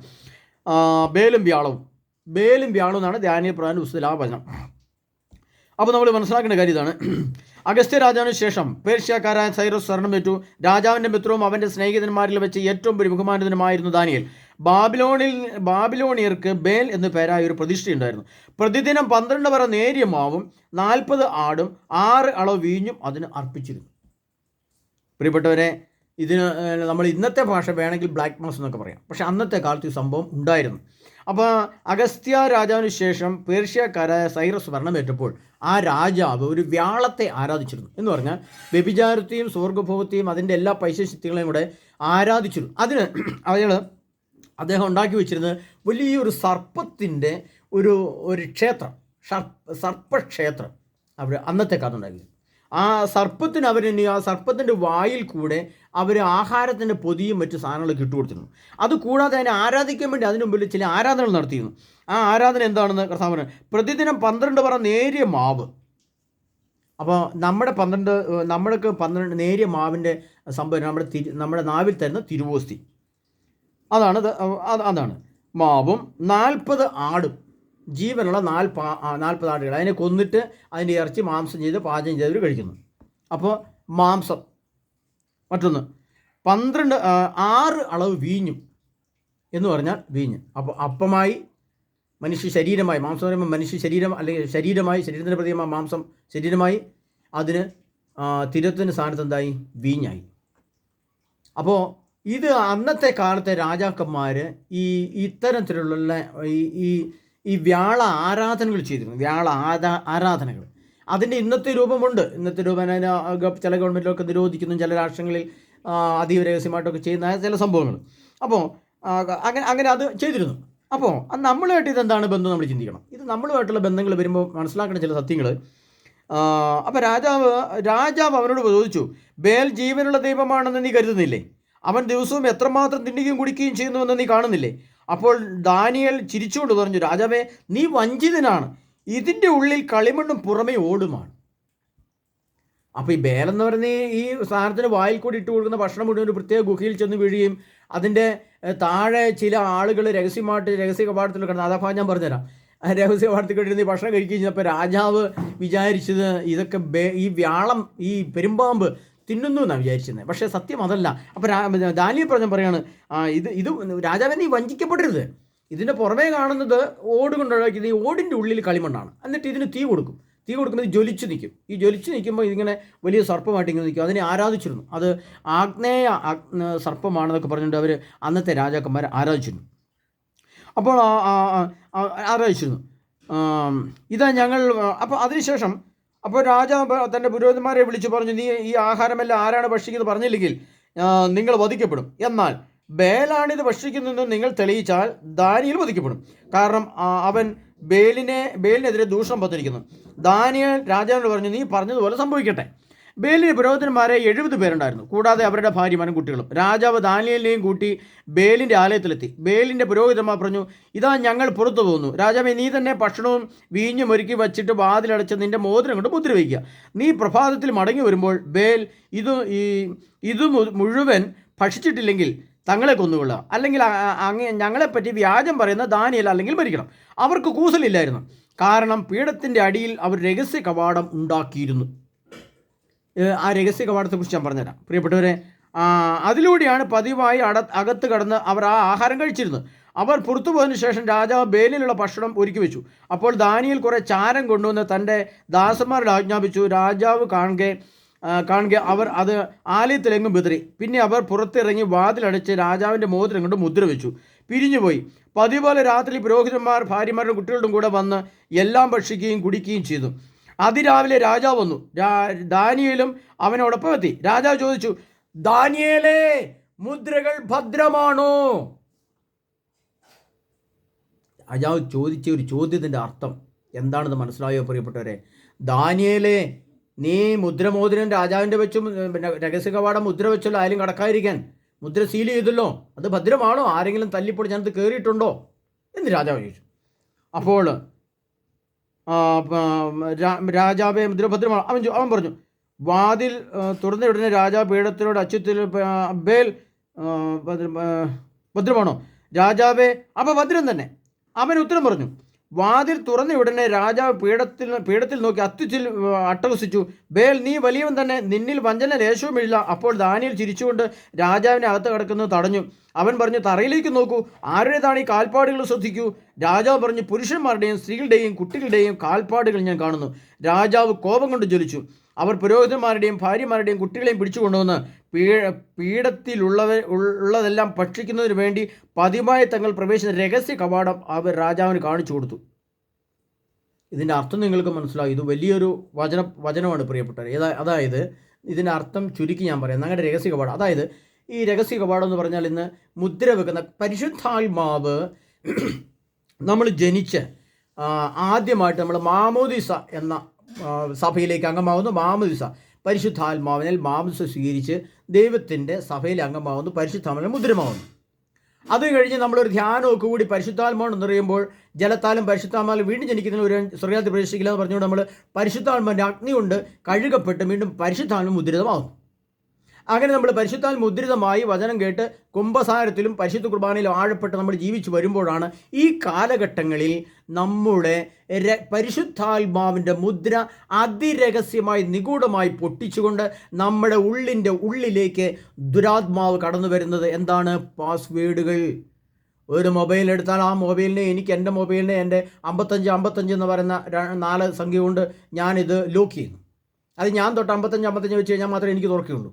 എൻ്റെ കൈയുടെ മുദ്ര വന്നാലേ എൻ്റെ മൊബൈൽ ഫോൺ തുറക്കാൻ പറ്റുള്ളൂ. അതിന് പാസ്വേഡ് ഉണ്ട്, അത് രഹസ്യമാണ്. എനിക്ക് മാത്രമേ എൻ്റെ പാസ്വേഡ്, ഈ മൊബൈലിൻ്റെ പാസ്വേഡ് എടുത്തുള്ളൂ. എൻ്റെ ഇമെയിൽ അഡ്രസ്സൊക്കെ എനിക്ക് മാത്രമേ എത്തുള്ളൂ, അത് മറ്റാർക്കും അറിയത്തില്ല. എന്തുകൊണ്ടാണ് മനുഷ്യൻ അങ്ങനെ അത്ര നിഗൂഢമായിട്ട് എൻ്റെ മൊബൈലിനെ ഞാൻ സൂക്ഷിക്കുന്നത്? എന്തുകൊണ്ടാണ്? ഒന്ന്, മറ്റുള്ള ശത്രുക്കൾ നുഴഞ്ഞു കയറി ഇതിനകത്തെ രഹസ്യങ്ങൾ അറിയാതിരിക്കാൻ വേണ്ടി. മറ്റൊന്ന്, എൻ്റെ മൊബൈൽ വേറെ ആരെങ്കിലും എടുത്ത് ഞാൻ എന്താണ് കണ്ടത്, എന്താണ് കേട്ടതെന്ന് ആരും അറിയാൻ പാടില്ല. അതിൻ്റെ രഹസ്യ കവാടം നമ്മൾ ഉണ്ടാക്കി വെച്ചു. അപ്പോൾ കർത്താവ് ചോദിക്കണം, ദാനിയേലേ, മുദ്രകൾ ഭദ്രമാണോ? ഒരു ചോദ്യമാണ്. അപ്പോൾ എനിക്ക് നമ്മുടെ കത്തോലിക്ക സഭയോട് നോക്കി ചോദിക്കാനുള്ള ഒരൊറ്റ ചോദ്യമാണ്, പ്രിയ കത്തോലിക്ക സഭയെ, നമ്മുടെ മുദ്രകൾ ഭദ്രമാണോ? ഈ ചോദ്യം നമ്മൾ സഭയ്ക്ക് പുറത്തുള്ളവരോട് ചോദിക്കണം. സഭയ്ക്കുള്ളിലുള്ള മാർപ്പാപ്പ മുതൽ കർദിനാൾമാർ മുതൽ മെത്രാന്മാർ മുതൽ വൈദികർ മുതൽ വചനപ്രഘോഷകർ മുതൽ അവസാനം എന്നിലേക്ക് വരെ വരാം. ജോസേ, മുദ്രകൾ ഭദ്രമാണോ? ചോദിക്കാം. ഓരോ വ്യക്തിയോടും, സഭയിലുള്ള 140 കോടി വരുന്ന ജനത്തോടും ചോദിക്കണം. ആര് ചോദിക്കും? നമ്മൾ ചോദിക്കണം. ചോദിച്ചില്ലെങ്കിൽ ആര് ചോദിക്കും? ദൈവമായ കർത്താവ് അന്ത്യവിധിയിൽ അഗ്നി കൊണ്ട് ചോദിക്കും. തീ കൊണ്ട് ചോദിക്കും. പ്രിയപ്പെട്ടവരെ, നമ്മളിപ്പോൾ ചോദിച്ച് കണ്ടെത്തി നമ്മുടെ രഹസ്യ കവാടത്തിൻ്റെ മുദ്ര പൊട്ടി അശുദ്ധികൾ കണ്ടിട്ടുണ്ടെങ്കിൽ, ഈ അശുദ്ധവും ഭീവസമായ സകല പക്ഷിയിൽ ഏതെങ്കിലും ഒരു പക്ഷി എന്നിലേക്ക് കടന്നു വന്നിട്ടുണ്ടെങ്കിൽ, ദൈവമായ കർത്താവ് അണുബോംബിൽ കൂടെ തൻ്റെ ക്രോധമാകുന്ന അഗ്നിയിലൂടെ കർത്താവ് ചോദിക്കും, മകനെ മകളെ, നിന്റെ മുദ്രകൾ ഭദ്രമാണോ? ആണോ? പരിശോധിക്കണമേ പ്രിയ സഹോദരങ്ങളെ, പരിശോധിക്കണമേ. നമ്മൾ റാപ്ചറിന് ഒരുങ്ങിയാണ്. നമ്മുടെ പാസ്വേഡുകളും നമ്മുടെ മുദ്രകളും പൊട്ടിച്ച് സാത്താൻ കയറി നിരങ്ങി നമ്മുടെ ആത്മാവിനെ അവൻ്റെ കസ്റ്റഡിയിലേക്ക് കൊണ്ട്. അതാണ് വെളിപാട് 1 റോമർ 1:23. വിഗ്രഹങ്ങൾക്ക് കൈമാറി ചെയ്യപ്പെടും. നമ്മുടെ ആത്മാവ് ആരുടെ കയ്യിലപ്പോൾ ഉള്ളത്? വിഗ്രഹങ്ങൾ അടിമത്തത്തിൽ. നമ്മുടെ കയ്യിലില്ല നമ്മുടെ ആത്മാവ്, നമ്മുടെ കയ്യിൽ നിന്ന് പോയി. നമ്മുടെ കയ്യിൽ നിന്ന് എടുത്തുകൊണ്ട് പരിശുദ്ധാത്മാവിനെ അവരവരുടെ കസ്റ്റഡിയിൽ വെച്ചിട്ട് അവരിലെ ദുരാത്മാക്കളെയാണ് ഇപ്പോൾ നമുക്ക് തരും. ഇപ്പം നമ്മളിൽ ആരാ ഉള്ളത്? മുദ്രകൾ പൊട്ടി ആര് കയറി? കണ്ടോ? ഇതിന് മറുപടി ഉണ്ടോ പ്രിയ സഹോദരങ്ങളെ? ഇത് എന്നോടും ചോദിക്കാം, നിങ്ങളോടും ചോദിക്കാം. സഭയിലെ അച്ഛന്മാരുടെ, കർദിനാൾമാരുടെ, ബിഷപ്പുമാരുടെ, വൈദികരോട്, എറണാകുളം ബംഗാളി രൂപത്തിലൊക്കെ കിടന്ന് കാണുന്ന ഈ ചാട്ടത്തിന് പിന്നിലെ രഹസ്യം എന്താണ്? സകല മുദ്രയും പൊട്ടി പരിശുദ്ധാത്മാവിൻ്റെ മുദ്ര പൊട്ടിപ്പോയി. അവിടെ അശുദ്ധാത്മാവിൻ്റെ താവളമായപ്പോൾ അവിടെ പ്രശ്നമായി. അത് കുടുംബത്തിലായിക്കോട്ടെ, വ്യക്തി ജീവിതത്തിലായിക്കോട്ടെ, ദാമ്പത്യ ജീവിതത്തിലായിക്കോട്ടെ, സഭയിലായിക്കോട്ടെ, സഭാതലങ്ങളിലായിക്കോട്ടെ, വേൾഡിൽ ലോകത്തിലായിക്കോട്ടെ, എവിടെയായാലും ഈ മുദ്ര പൊട്ടിപ്പോയി. ഈ മുദ്ര പൊട്ടി കയറിയ ദുരാത്മാക്കൾ എന്താണെന്ന് നാം പരിശോധിച്ച് കണ്ടെത്തിക്കോണം പ്രിയപ്പെട്ടവർ. അതിനുവേണ്ടിയാണ് ഞാൻ ഈ ക്ലാസ് നിങ്ങൾക്ക് ഒരുക്കി തരുന്നത്. ഈ ക്ലാസ് ഇതുപോലെ ഇങ്ങനെ എടുത്തു തരണമെങ്കിൽ ഇച്ചിരി റിസ്ക്കുള്ള കാര്യമാണ്. അപ്പോൾ അതുകൊണ്ട് നിങ്ങൾ കേട്ടിട്ടുണ്ടെങ്കിൽ, നിങ്ങൾ ആത്മശോധന എന്ന് പറയുന്നത് വളരെ വ്യക്തമായി ഞാൻ എന്നെ തന്നെ അന്വേഷിച്ച് കണ്ടെത്തി വിലയിരുത്തി പഠിച്ചില്ല എങ്കിൽ ആ എടുക്കപ്പെടൽ ഇല്ലാതെ വരുമെന്നും, എടുക്കപ്പെടൽ ഇല്ലാതെ വന്നാൽ ഈ ഭൂമിയിലെ മനുഷ്യൻ്റെ അവസ്ഥ അതിദയനീയം, നമ്മളിവിടെ അടിഞ്ഞു പോകുമെന്ന് ഞാൻ പറഞ്ഞിട്ടുണ്ട്. അതുകൊണ്ടാണ് ഇത്രയും നിഗൂഢമായ രഹസ്യങ്ങൾ നിങ്ങൾക്ക് വെളിപ്പെടുത്തി തരുന്നത്. പ്രിയപ്പെട്ട സഹോദരങ്ങളെ, നമ്മൾ ദാനിയേൽ പ്രവാചകന്റെ പുസ്തകത്തിലെ 14-ാം അധ്യായം 16-ാം തിരുവചനത്തിൽ കടന്നു പോവുകയായിരുന്നു. അവിടെ ഇനിയിപ്പോൾ നമ്മൾ അടുത്ത് പ്രധാനപ്പെട്ട ഒരു പോയിന്റിലേക്ക് കടക്കുകയാണ്. ഇച്ചിരി ദീർഘമായ ക്ലാസ്സാണ്, നിങ്ങൾ ക്ഷമാപൂർവ്വം കേൾക്കണം. ഇത് കേട്ടാൽ നിങ്ങൾക്ക് റാപ്ചർ ഈസിയായിട്ട് കയറി പോകാൻ പറ്റും പ്രിയപ്പെട്ടവരെ. അതുകൊണ്ടവരെ ചിലപ്പം ഈ ക്ലാസ് കേൾക്കുന്ന 10,000-ങ്ങളിൽ 1000-ങ്ങളിൽ ഒരാളായിരിക്കും ഈ പറയുന്നത് ഒരുക്കപ്പെടുന്നത്. ഒരാളെങ്കിൽ ഒരാൾ നിത്യജീവനിലേക്ക് എടുക്കപ്പെട്ട നിത്യപർദീസയുടെ ആനന്ദത്തിൻ്റെ മകുടത്തിലേക്ക് കടന്നു പോകുന്ന അതിമനോഹരമായ ആനന്ദം. ആ റാപ്ചർ എന്ന വാക്കിൻ്റെ അർത്ഥം എന്താ? ആ 4 അർത്ഥം ഞാൻ പറഞ്ഞ് ഓർക്കുന്നുണ്ടല്ലോ. അത് ഒന്ന് ഓർപ്പിച്ചത് മാത്രമേ ഉള്ളൂ പ്രിയപ്പെട്ടവരെ. വെളിപാടിൻ്റെ പുസ്തകം ഒരുക്കത്തിനെ പറ്റി ഒരു ക്ലാസ് പറയുകയാണ്. വെളിപാടിൻ്റെ പുസ്തകം ഞാൻ പറയാറുള്ള ക്ലാസ്സാണ്. വെളിപാട് 22:14. ജീവന്റെ പരിശുദ്ധ വാസ ലഭിക്കാനും കവാടങ്ങളെ നഗരത്തിലേക്ക് പ്രവേശിക്കാനും തങ്ങളുടെ അങ്കികൾ കഴുകി വിശുദ്ധീകരിക്കുന്നവർ ഭാഗ്യവാന്മാർ. അങ്കികൾ അവയവങ്ങൾ എന്തിരിങ്ങൾ അത് കഴുകി വിശുദ്ധീകരിക്കുക എന്ന് പറഞ്ഞാൽ അതിൻ്റെ ഒരു മോഡൽ ഞാൻ പിന്നെ പറഞ്ഞുതരാം. അതിൻ്റെ തന്നെ മത്തായിയുടെ സുവിശേഷത്തിൽ വരുമ്പോൾ, മത്തായിയുടെ സുവിശേഷം 25-ാം അധ്യായം 10 കന്യകമാരുടെ ഉപമ നമ്മൾ വായിക്കുന്നുണ്ട്. 10 കന്യകമാരുടെ ഉപമ. ആ 10 കന്യകമാരുടെ ഉപമ ഞാൻ പറയുന്നത് എന്താണെന്ന് വെച്ച് കഴിഞ്ഞാൽ, ഉറക്കം വരികയാൽ കന്യകമാർ കിടന്നുറങ്ങി. അർദ്ധരാത്രി ഇതാ മണവാളൻ സ്വർഗരാജ്യം വിളക്കുമെടുത്ത് മണവാളിനെ എതിരേക്കാൻ പുറപ്പെട്ട 10 കന്യകമാർക്ക് സദൃശം. അവരിൽ 5 പേർ വിവേകശൂന്യരും 5 പേർ വിവേകമതികളുമായിരുന്നു. വിവേകശൂന്യകൾ വിളക്കുകൾ എടുത്തപ്പോൾ എണ്ണ കരുതിയിരുന്നില്ല. വിവേകമതികളായിട്ട് വിളക്കുകളോടൊപ്പം പാത്രങ്ങളിൽ എണ്ണയും എടുത്തിരുന്നു. മണവാളൻ വരാൻ വൈകി. ഉറക്കം വരികയാൽ കന്യകമാർ കിടന്നുറങ്ങി.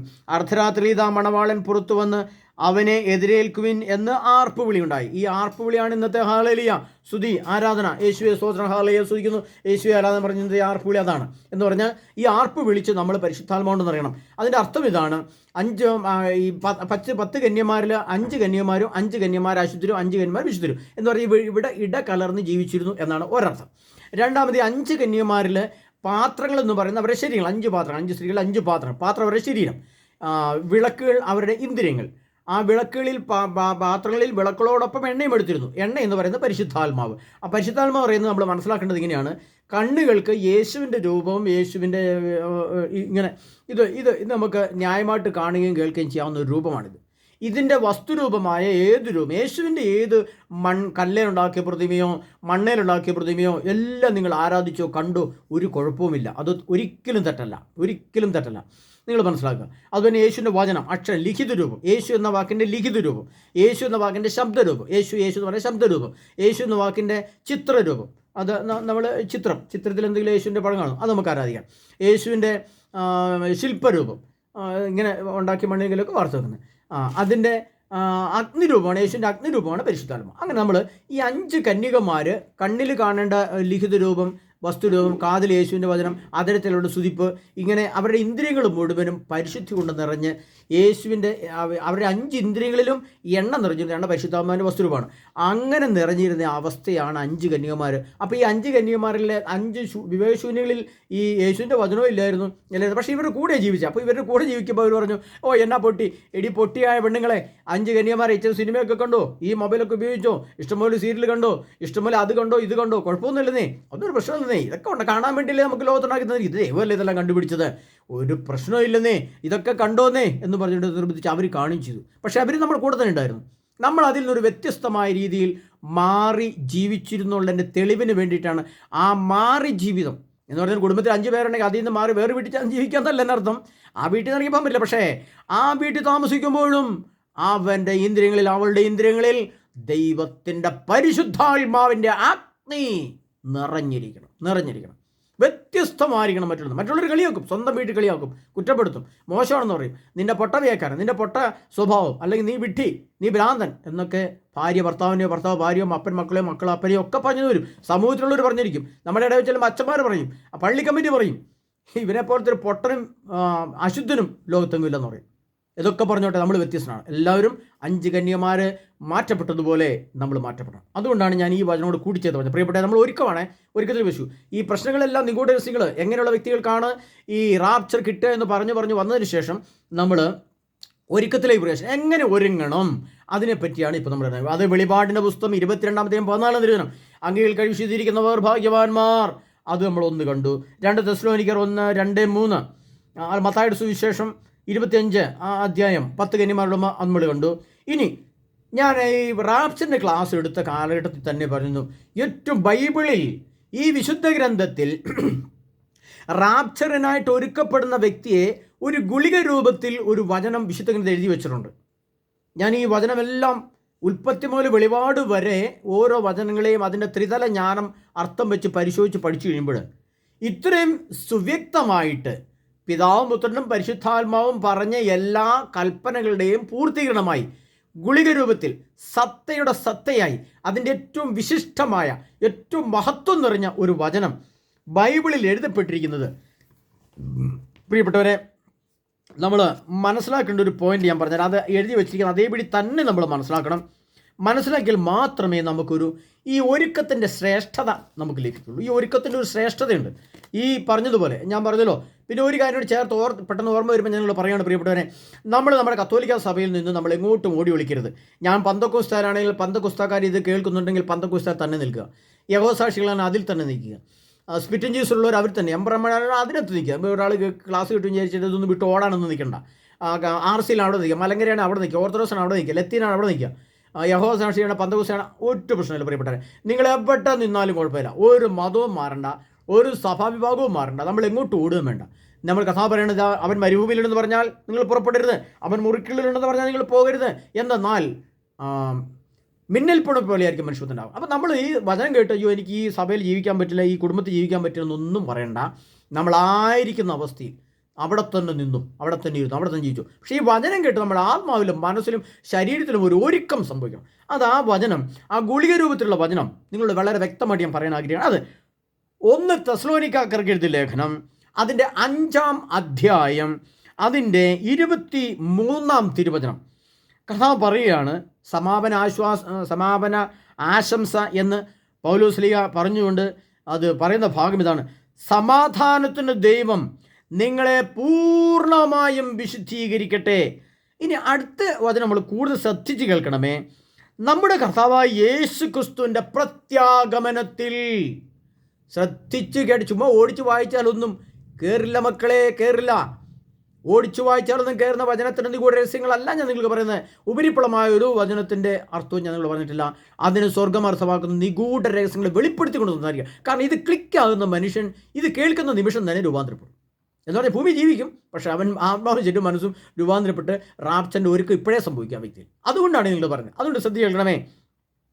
നമ്മുടെ കർത്താവായ യേശു ക്രിസ്തുവിൻ്റെ പ്രത്യാഗമനത്തിൽ എന്ന് പറഞ്ഞാൽ അപ്പോൾ നമ്മിൽ അവശേഷിക്കുന്നത്, പ്രത്യാഗമനം എന്ന് പറഞ്ഞപ്പോഴാണ് ആകാശവും സൂര്യനും ചന്ദ്രനും ഭൂമിയും കത്തിച്ചാമ്പലായി വാനമേഖലയിൽ കർത്താവ് പ്രത്യക്ഷപ്പെടുന്ന ആ സമയത്ത് പ്രത്യാഗമനത്തിൽ നിങ്ങളുടെ ആത്മാവും ജീവനും ശരീരവും അവികളവും പൂർണ്ണവുമായിരിക്കാൻ ഇടയാകട്ടെ.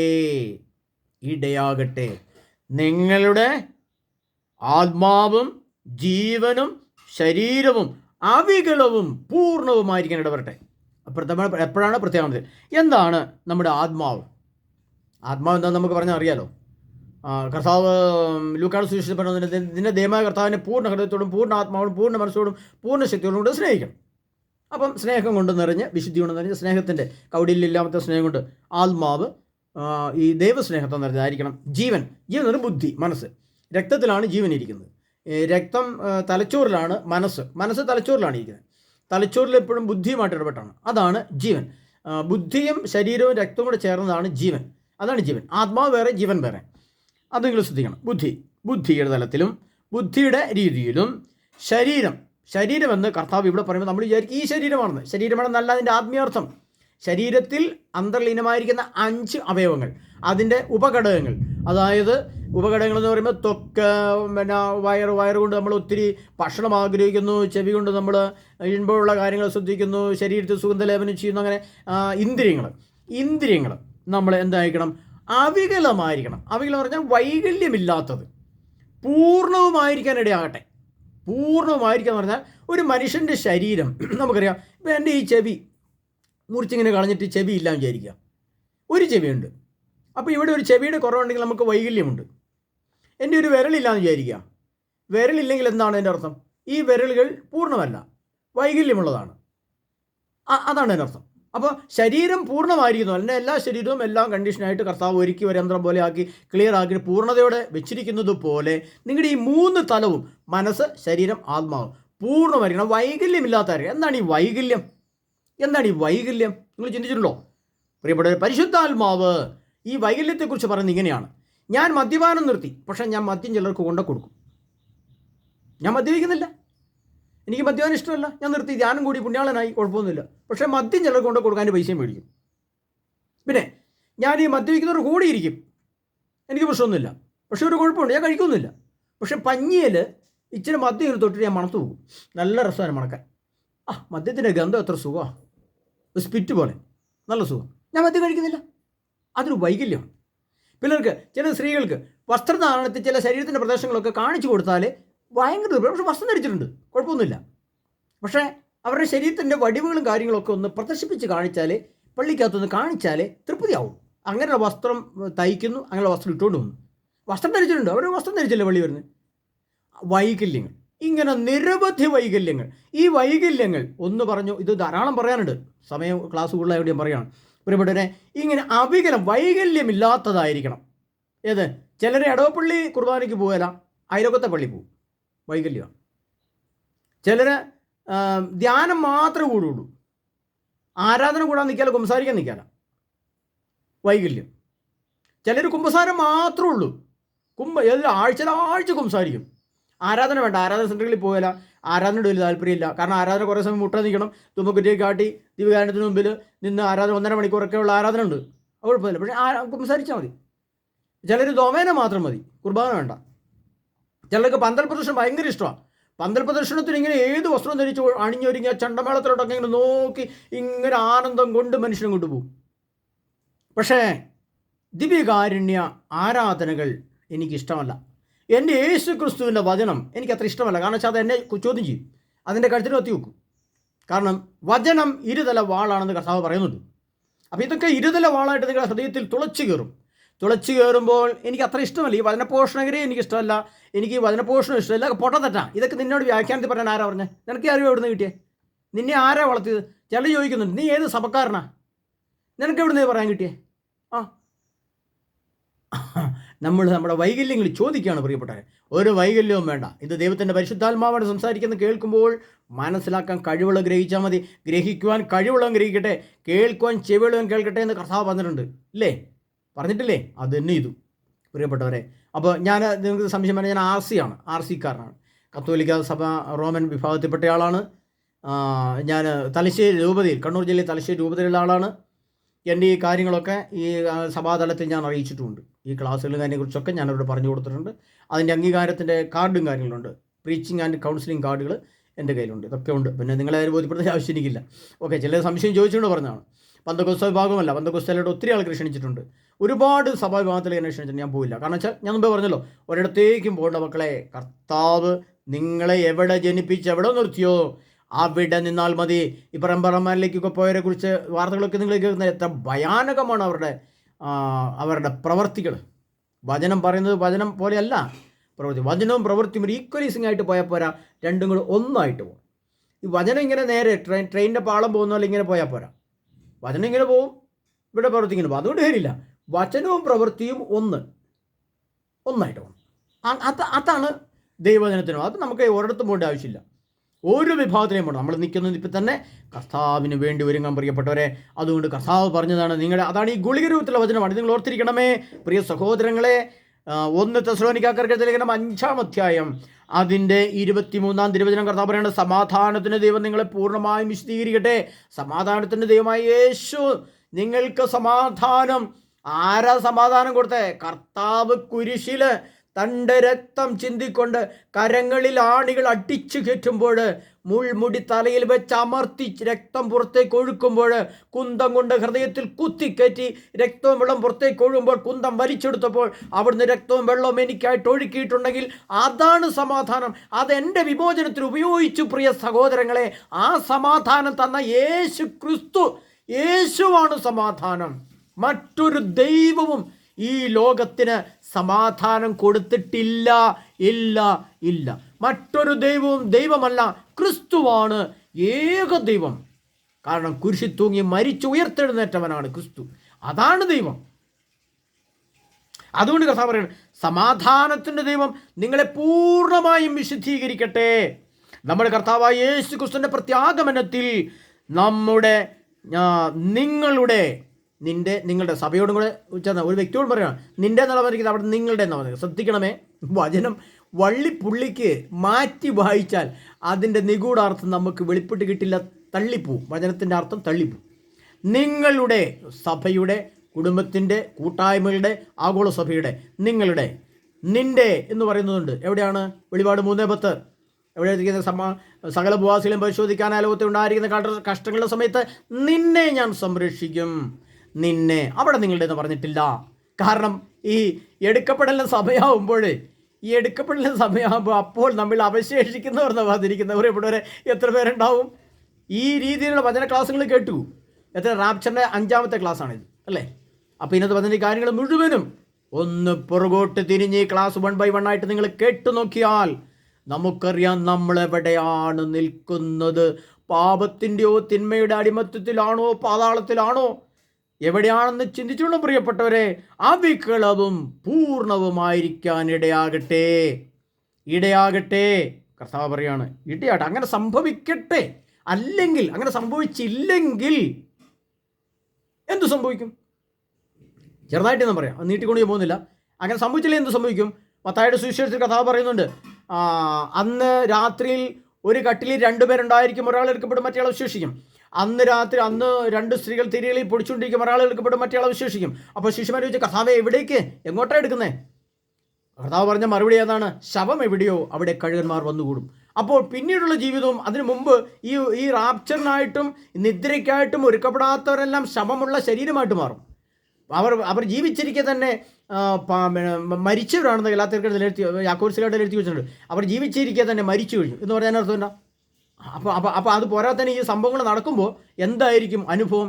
അതുകൊണ്ട് ചിന്തിക്കണം പ്രിയപ്പെട്ടവരെ. അപ്പോൾ നമ്മൾ അവശേഷിക്കുന്നവർ വാനമേങ്ങൾ എടുക്കപ്പെട്ടില്ലെങ്കിൽ പിന്നീടൊരു ചിന്ത വേണ്ട കേട്ടോ. ഈ കഴിഞ്ഞ ദിവസം നിങ്ങൾ യൂട്യൂബിനകത്തൊരു വാർത്ത കാണും, അണുബോംബും ഹൈഡ്രജൻ ബോംബും ഒക്കെ എങ്ങനെ പ്രവർത്തിക്കുന്ന ഒരു ചേട്ടൻ, ഒരു ബ്രദർ, ഒരു സഹോദരൻ അതിൻ്റെ ആ ശാസ്ത്രീയ തലങ്ങൾ വിവരിക്കുന്നത് നിങ്ങൾക്ക് ഒരു ക്ലാസ് വരാൻ വേണ്ടി ഞാൻ ശ്രദ്ധിച്ചായിരുന്നു. അതിൻ്റെ ഭയനെപ്പറ്റി അദ്ദേഹം പറഞ്ഞിരിക്കുന്നത്, ലോകത്ത് ആണവായുധങ്ങൾ 5000, 10000, 20000 ഒക്കെ ഉണ്ട്. അതുകൂടാതെ ഹൈഡ്രജൻ ബോംബുകൾ അതിരഹസ്യമായിട്ടുണ്ടാക്കി വെച്ചാൽ അത് പൊട്ടിക്കഴിഞ്ഞാൽ ഭൂമി പൊടി പോലെയോ ചാരം പോലെയോ ആകുമെന്ന് പറഞ്ഞിരിക്കുന്നത് അദ്ദേഹം പറഞ്ഞിരിക്കുന്നത്. അപ്പോൾ ഞാനത് പറയുന്നില്ല, ആകാശവും സൂര്യനും ചന്ദ്രനും ഭൂമി കത്തിച്ചാൻ പറ്റാമെന്നൊക്കെ പറയുമ്പോൾ അത് വഴുതിലുണ്ട്, തെസ്സലോനിക്കരുടെ ലേഖനത്തിൽ 2 പത്രോസിൻ്റെ ലേഖനത്തിലുണ്ട്. അപ്പോൾ അത് നമ്മൾ മനസ്സിലാക്കേണ്ടത് ഇതാണ്, എന്താണ് സംഭവിക്കുന്നത്? ഭൂമി കത്തിച്ചാമ്പലാകുമെന്ന് പറഞ്ഞാൽ കത്തിച്ചാമ്പലാകുക തന്നെ ചെയ്യും പ്രിയപ്പെട്ടവരെ. പിന്നീട് നമ്മളെ രക്ഷിക്കാൻ ആരെങ്കിലും വരും. സഭയിലെ മെത്രാന്മാരൊക്കെ പുതിയ സർക്കുലറൊക്കെ വരും, നമ്മളെ രക്ഷിക്കാൻ വചനപോഷ് വരും, കുമ്പസാരക്കൂടെ ഉണ്ടാവും. റെഡിയായി നിന്നാൽ മതി കേട്ടോ. ഇപ്പോൾ പ്രിയ സഹോദരങ്ങളെ നിങ്ങൾ ഓർക്കണമേ, ഇപ്പോൾ ഈ വചനം കേട്ടുമ്പോൾ ഞാൻ പറയുന്നു, നിങ്ങളായിരിക്കുന്ന അവസ്ഥയിൽ വിശുദ്ധി പ്രാപിക്കണം. കത്തോലിക്ക സഭയിലുള്ളവർ പോയി കുമ്പസാരം, കുർബാനകൾ, ധ്യാനങ്ങൾ, ആരാധനകൾ, കൗൺസിലിങ്ങൾ ചെയ്ത് അവിടെ വിശുദ്ധി പ്രാപിക്കണം. പന്തക്കോസ്തായിലുള്ളവർ തൻ്റെ പാപമോചനത്തിന് വേണ്ടി എന്തെല്ലാം ചെയ്യാൻ ഉള്ള സംവിധാനങ്ങൾ ആ സഭയിലുണ്ടോ അതൊക്കെ ചെയ്ത് നിങ്ങൾ വിശുദ്ധി പ്രാപിക്കണം. എംബറമാനിലാണെങ്കിൽ അവരങ്ങനെ അതിനകത്ത് എന്തെല്ലാം വിശുദ്ധി തരാൻ പറ്റുന്ന സാധനമുണ്ടോ അതൊക്കെ ചെയ്തോണം. ഇപ്പോൾ സ്പിറ്റിംഗ് ജീസസ് ആണ് അങ്ങനെ ചെയ്തോണം. യഹോവ സാക്ഷികളാണെങ്കിൽ അവർക്ക് എന്തെല്ലാം പാപമോചനത്തിന് തിന്മേൽ മോചനം നേടാൻ എന്തെല്ലാം ചെയ്യാമോ അതൊക്കെ ചെയ്തു കൊള്ളണം. മലങ്കരയാണെങ്കിലും ഓർത്തഡോക്സ് ആണെങ്കിലും ലത്തീനാണെങ്കിലും അവരുടെ സഭാവിഭാഗങ്ങൾ നിഷ്കർഷിച്ചിരിക്കുന്ന പാപമോചനവും തിന്മയിൽ നിന്ന് വിമോചനം നേടാനുള്ള സംവിധാനങ്ങളും എന്തെല്ലാമാണോ അതെല്ലാം ചെയ്ത് കൊള്ളുക. സഭ വിട്ടുപോയിട്ട് ഓടാനോ അല്ലെങ്കിൽ ആ സഭയിലെ സംവിധാനം തേടാനോ ഒന്നും പോകേണ്ട പ്രിയപ്പെട്ടവരെ. നമ്മൾ ആയിരിക്കുന്ന സ്ഥലത്ത് നമുക്ക് വേണ്ടുന്ന എല്ലാ സംവിധാനങ്ങളും സർവശക്തനായ ദൈവം ഒരുക്കി തന്നിട്ടുണ്ട്. അതുകൊണ്ട് അവിടെ ആഴപ്പെട്ടുള്ള പിന്നെ വചനങ്ങളിൽ ആഴപ്പെടും, ദൈവവചനത്തിൽ ആഴപ്പെടും. അതുകൊണ്ട് കഥ പറയുകയാണ് പുറപ്പാടിൻ്റെ പുസ്തകം. അപ്പോൾ ഇതിനെ ഒരു കാര്യം നമുക്ക് മനസ്സിലാക്കി. ഇനി നമ്മൾ ഇതിൽ നിന്ന് നമുക്കൊന്ന് രക്ഷപ്പെടണമല്ലോ. വചനമൊക്കെ നമുക്ക് മനസ്സിലായി, നമ്മൾ എന്താ ചെയ്യേണ്ടതെന്ന് കൂടെ കഥാവ് പറയുന്നുണ്ട്. അതുകൂടെ നമുക്ക് കേൾക്കാം. അത് പുറപ്പാടിൻ്റെ പുസ്തകം 32-ാം അധ്യായം 20-ാം തിരുവചനം കർത്താവ് പറയുകയാണ്. അതിന് കുറച്ച് മുന്നേയുള്ള ഭാഗങ്ങളിലേക്ക് ഞാൻ വരുന്നില്ല.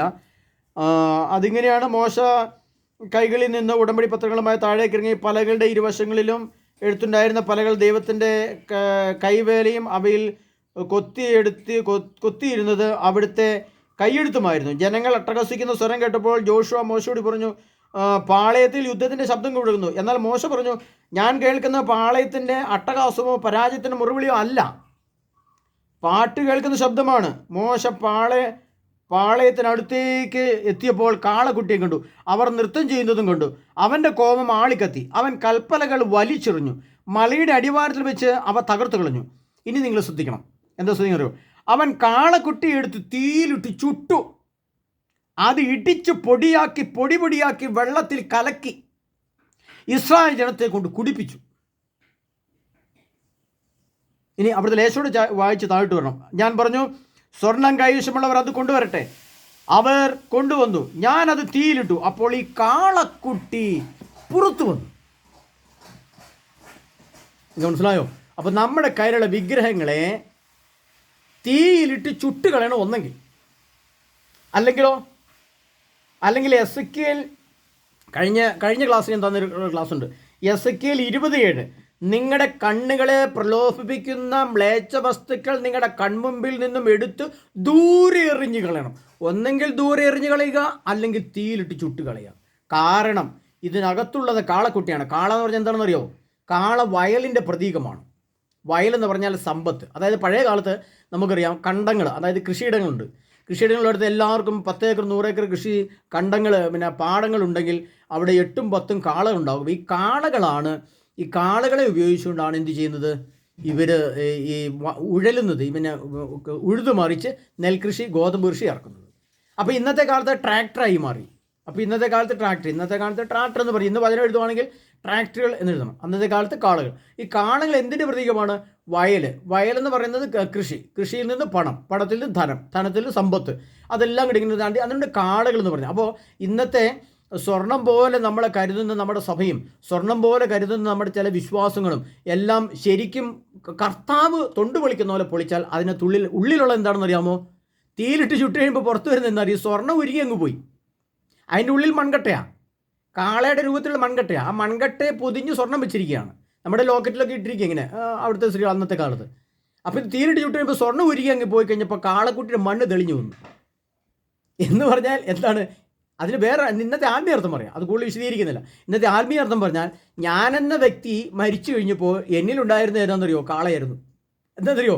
IELTS, OILTS, കാനഡ, ഓസ്ട്രേലിയ, പണം, നേഴ്സിംഗ്, എഞ്ചിനീയറിംഗ് കോളേജ്, പിന്നെ അക്കാദമികൾ, വിവിധ രീതിയിലുള്ള അക്കാദമികൾ, ടെക്നിക്കൽ കോളേജുകൾ, ഇതെല്ലാം പഠിച്ച് ഇംഗ്ലീഷ് പഠിച്ചു. ഈ ഇംഗ്ലീഷ് പഠിച്ചാലേ ശരിയാവില്ല, കമ്പ്യൂട്ടർ പഠിക്കണം. കമ്പ്യൂട്ടറും പഠിച്ചു, ഇതെല്ലാം പഠിച്ച് ഞാൻ ഈ വയലിലേക്ക് പോയി ഞാൻ പണം ആർജിച്ച് കൊണ്ടുവന്ന് അവസാനം മരിച്ചു വിട്ട് പോകുമ്പോൾ ഈ കാള മാത്രമായിരിക്കും എൻ്റെ ആത്മാവിലുണ്ടായിരിക്കുക. ദൈവത്തിൻ്റെ പരിശുദ്ധമായ ആത്മാവും ശരീരവും അവകലവും പൂർണ്ണമായിരിക്കാനിടയട്ടെ എന്ന് കർത്താവ് പറഞ്ഞെങ്കിൽ, റാപ്ചറിനൊരുങ്ങുന്ന പ്രിയ സഹോദര സഹോദരി, ഇത് കേൾക്കുന്ന ഏതൊരു വ്യക്തി ആയിക്കോട്ടെ, പ്രിയ സഹോദര സഹോദരി, ഇത് കേൾക്കുന്ന ലോകമോ ആയിക്കോട്ടെ, ഒരാൾക്ക് റാപ്ചർ വേണമോ ഈ രീതിയിൽ ഒരുങ്ങിക്കൊള്ളുക. ചുട്ടുകളയണമെന്ന് തോന്നിയാൽ ചുട്ടുകളയാം, എറിഞ്ഞു കളയണമെന്ന് തോന്നിയാൽ എറിഞ്ഞു കളയാം, ഉപേക്ഷിക്കണമെന്ന് തോന്നിയാൽ ഉപേക്ഷിക്കാം, മാറ്റി വെക്കണമെന്ന് തോന്നിയാൽ മാറ്റി വയ്ക്കാം, ഉപയോഗിക്കണമെന്ന് തോന്നിയാൽ ഉപയോഗിക്കാം. ഫുൾ സ്വാതന്ത്ര്യമുണ്ട് നിങ്ങൾക്ക്. ഇതെല്ലാം ഉപയോഗിച്ചുകൊണ്ട് ഈ പറഞ്ഞ എല്ലാ അശുദ്ധാത്മാക്കളെയും ഞാൻ കണ്ട് സുഖമായിട്ട് ജീവിക്കും.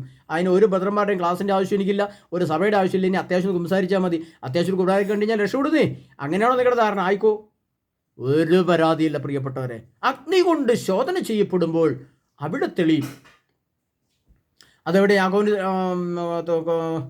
കൊറിന്തോസ്കാരത്തിൽ ലേഖനത്തിൽ പറയുന്നുണ്ടല്ലോ, അഗ്നിയാണ് ശോധന ചെയ്യുന്നത്. അപ്പോൾ കല്ല്, തടി, സ്വർണം, വെള്ളി, രത്നം എന്നിവ കൊണ്ട് പണിയപ്പെട്ട ആ അവസ്ഥ പറയുന്നുണ്ട്. അത് അടുത്ത ക്ലാസ്സിൽ നിങ്ങൾക്ക് തരാം, ക്ലാസ് കൂടുതലായി പോകും പ്രിയപ്പെട്ടവരെ. അതുകൊണ്ട് പുറപ്പാട് പുസ്തകം 32-ാം അധ്യായം അതിൻ്റെ 20-ാം തിരുവചനം, മോശ അതെടുത്ത് തീയിലിട്ടപ്പോൾ സ്വർണ്ണം ഉരുകിപ്പോവുകയും അതിൽ നിന്ന് കാളക്കുട്ടി പുറത്തു വന്നു. അപ്പോൾ ഇന്ന് നമ്മുടെ കത്തോലിക്ക സഭയെ മൊത്തമായിട്ട് ഇങ്ങനെ എടുത്തു കഴിഞ്ഞാൽ, കത്തോലിക്ക സഭയിൽ ഇപ്പം നിലവിൽ എന്താണുള്ളത് നമ്മൾ വെറുതെ ചോദിച്ചു. ഞാൻ ഉത്തരവൊന്നും പറയുന്നില്ല, നിങ്ങൾ കണ്ടെത്തുക. കത്തോലിക്ക സഭയിൽ നമ്മുടെ ഇടവക എടുത്താൽ ഇടവയിൽ കുർബാന ഒരു സാരമൊക്കെ ഉണ്ട്, അതൊക്കെ സംഭവിച്ചു. പക്ഷേ അടിസ്ഥാനപരമായിട്ട് അവിടെ എന്താണ്? കാള വയലിൻ്റെ പ്രതീകമാണ്, പണത്തിൻ്റെ സമ്പത്തിൻ്റെ പ്രതീകമാണ്. എല്ലാത്തിൻ്റെ അടിസ്ഥാനം സമ്പത്താണ്. എന്നാൽ കഥാവ് പൗലോസ് പറയുന്നുണ്ട്, അല്പം ആഹാരം കഴിക്കാനുണ്ടായിരിക്കും, ഒരു കുഞ്ഞു വീടുണ്ടായിരിക്കും, അല്പം ഉടുക്കാനൊരു വസ്ത്രമൊക്കെ ഉണ്ടെങ്കിൽ അതുകൊണ്ട് ഇങ്ങനെ ശാന്തമായിട്ട് വലിയ ഉയരത്തിലേക്കും പോകണ്ട, തീരെ താഴേക്കും പോകണ്ട, കർത്താവിനോട് കൂടി ജീവിച്ചാൽ എല്ലാ അത്യാവശ്യം കർത്താവ് തരും. അങ്ങനെ വളരെ ശാന്തമായിട്ട് മറ്റുള്ളവരിലേക്ക് നോക്കണ്ട, അവിടെ 2 നില നോക്കണ്ട, കാറ് നോക്കണ്ട, ഒന്നും നോക്കണ്ട. അതുകൊണ്ട് നമ്മൾ ശാന്തമായിട്ട് ഇങ്ങനെ ഈശോയുടെ കൂടെ അങ്ങ് ജീവിച്ചാൽ മതി. ഇത് പൗലോസ് പറഞ്ഞ വാക്കാണ്. പക്ഷേ നമ്മളെങ്ങനെയാണോ, നമ്മൾ IELTS ഒരു തവണ പഠിച്ച് ജയിച്ചിട്ട് അതിൻ്റെ പരീക്ഷ തോറ്റു കഴിഞ്ഞാൽ നമ്മൾ കൃപാസനത്തിൽ പോയിട്ട് അവിടുത്തെ അച്ഛനെ കൊണ്ട് പ്രാർത്ഥിച്ച് വെഞ്ചിരിച്ച് നമ്മൾ എങ്ങനെയില്ല അത് അതിജീവിച്ച് കടന്നു പോകുന്നത്. നമുക്ക് കാളയുടെ അടുത്തേക്ക് പോകണം, കാളയെ കിട്ടണ്ടേ? അമേരിക്കയിൽ ഇത് കിട്ടണ്ടേ? UK കിട്ടണം, കാനഡയിൽ ഒരു കാളയെ കിട്ടിയാൽ നമുക്ക് സുഖമല്ലേ? എത്രയാ ഇങ്ങോട്ട് വരുന്നത് കാളയുടെ വയൽ? അപ്പോൾ നമ്മൾ നോക്കണം പ്രിയപ്പെട്ടവരെ. റാപ്ചറിനൊരുങ്ങുന്ന നമ്മളോട് കർത്താവ് പറയാണ്.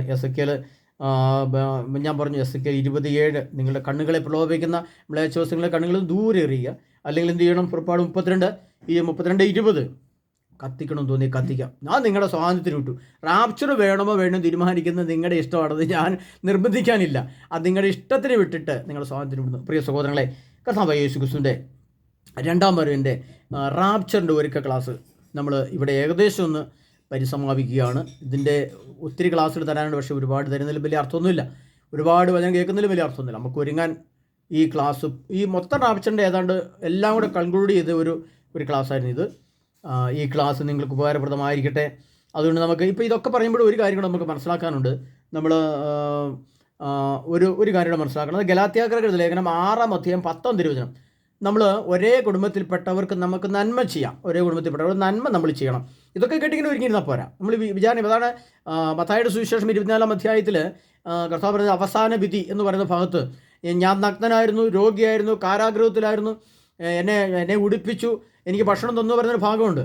അങ്ങനെ അത് ഇല്ലാതെ കൊടുക്കാതിരുന്നവരുണ്ട് പ്രിയപ്പെട്ടവരെ. അവിടെ നമ്മളൊരു ഡബ്ബ മേടിച്ചു, ഡബ്ബ ഇങ്ങനെ ഒരു ഗ്ലാസ് ആയാലും മതി, ഒരു ഗ്ലാസ് ഇങ്ങനെ മൂടിയിട്ട് പേപ്പർ കൊണ്ട് മൂടിയിട്ട് ആരും കാണാത്ത രീതിയിൽ അതിനകത്ത് എന്ത് ചെയ്യണമെന്ന് ചോദിച്ചു കഴിഞ്ഞാൽ, നമ്മൾ 500 രൂപ പൊട്ടിച്ചൊരു സാധനം മേടിച്ചിട്ട് വരുമ്പോൾ നമ്മൾ 450 രൂപ നമുക്ക് ചിലവായി. പച്ചക്കറി മീനൊക്കെ മേടിച്ചു 50 രൂപ നമ്മുടെ കയ്യിലുണ്ട്. ഈ 50 രൂപ ഈ ഡബ്ബയ്ക്കകത്തേക്ക് ഇട്ട് വെക്കുക. ഒരു 500 പൊട്ടിക്കും, ഒരു 100 പൊട്ടിക്കുമ്പോൾ ഒരു 10 രൂപ ഇട്ട് വെക്കുക. ഒരു 1000 രൂപ ഉപയോഗിച്ചാൽ ഒരു 100 രൂപ അടപ്പിക്കത്ത് കിട്ടും. അങ്ങനെ 3 മാസം, 5 മാസം, 6 മാസം, ഒരു ക്രിസ്മസിൽ നിന്ന് അടുത്ത ക്രിസ്മസ് വരെ, അല്ലെങ്കിൽ ഒരു ഈസ്റ്ററിൽ നിന്ന് അടുത്ത ഈസ്റ്റർ വരെ നമ്മൾ ഈ പൈസ ആ ഡബ്ബയ്ക്കകത്ത് സൂക്ഷിച്ച് വെക്കണം.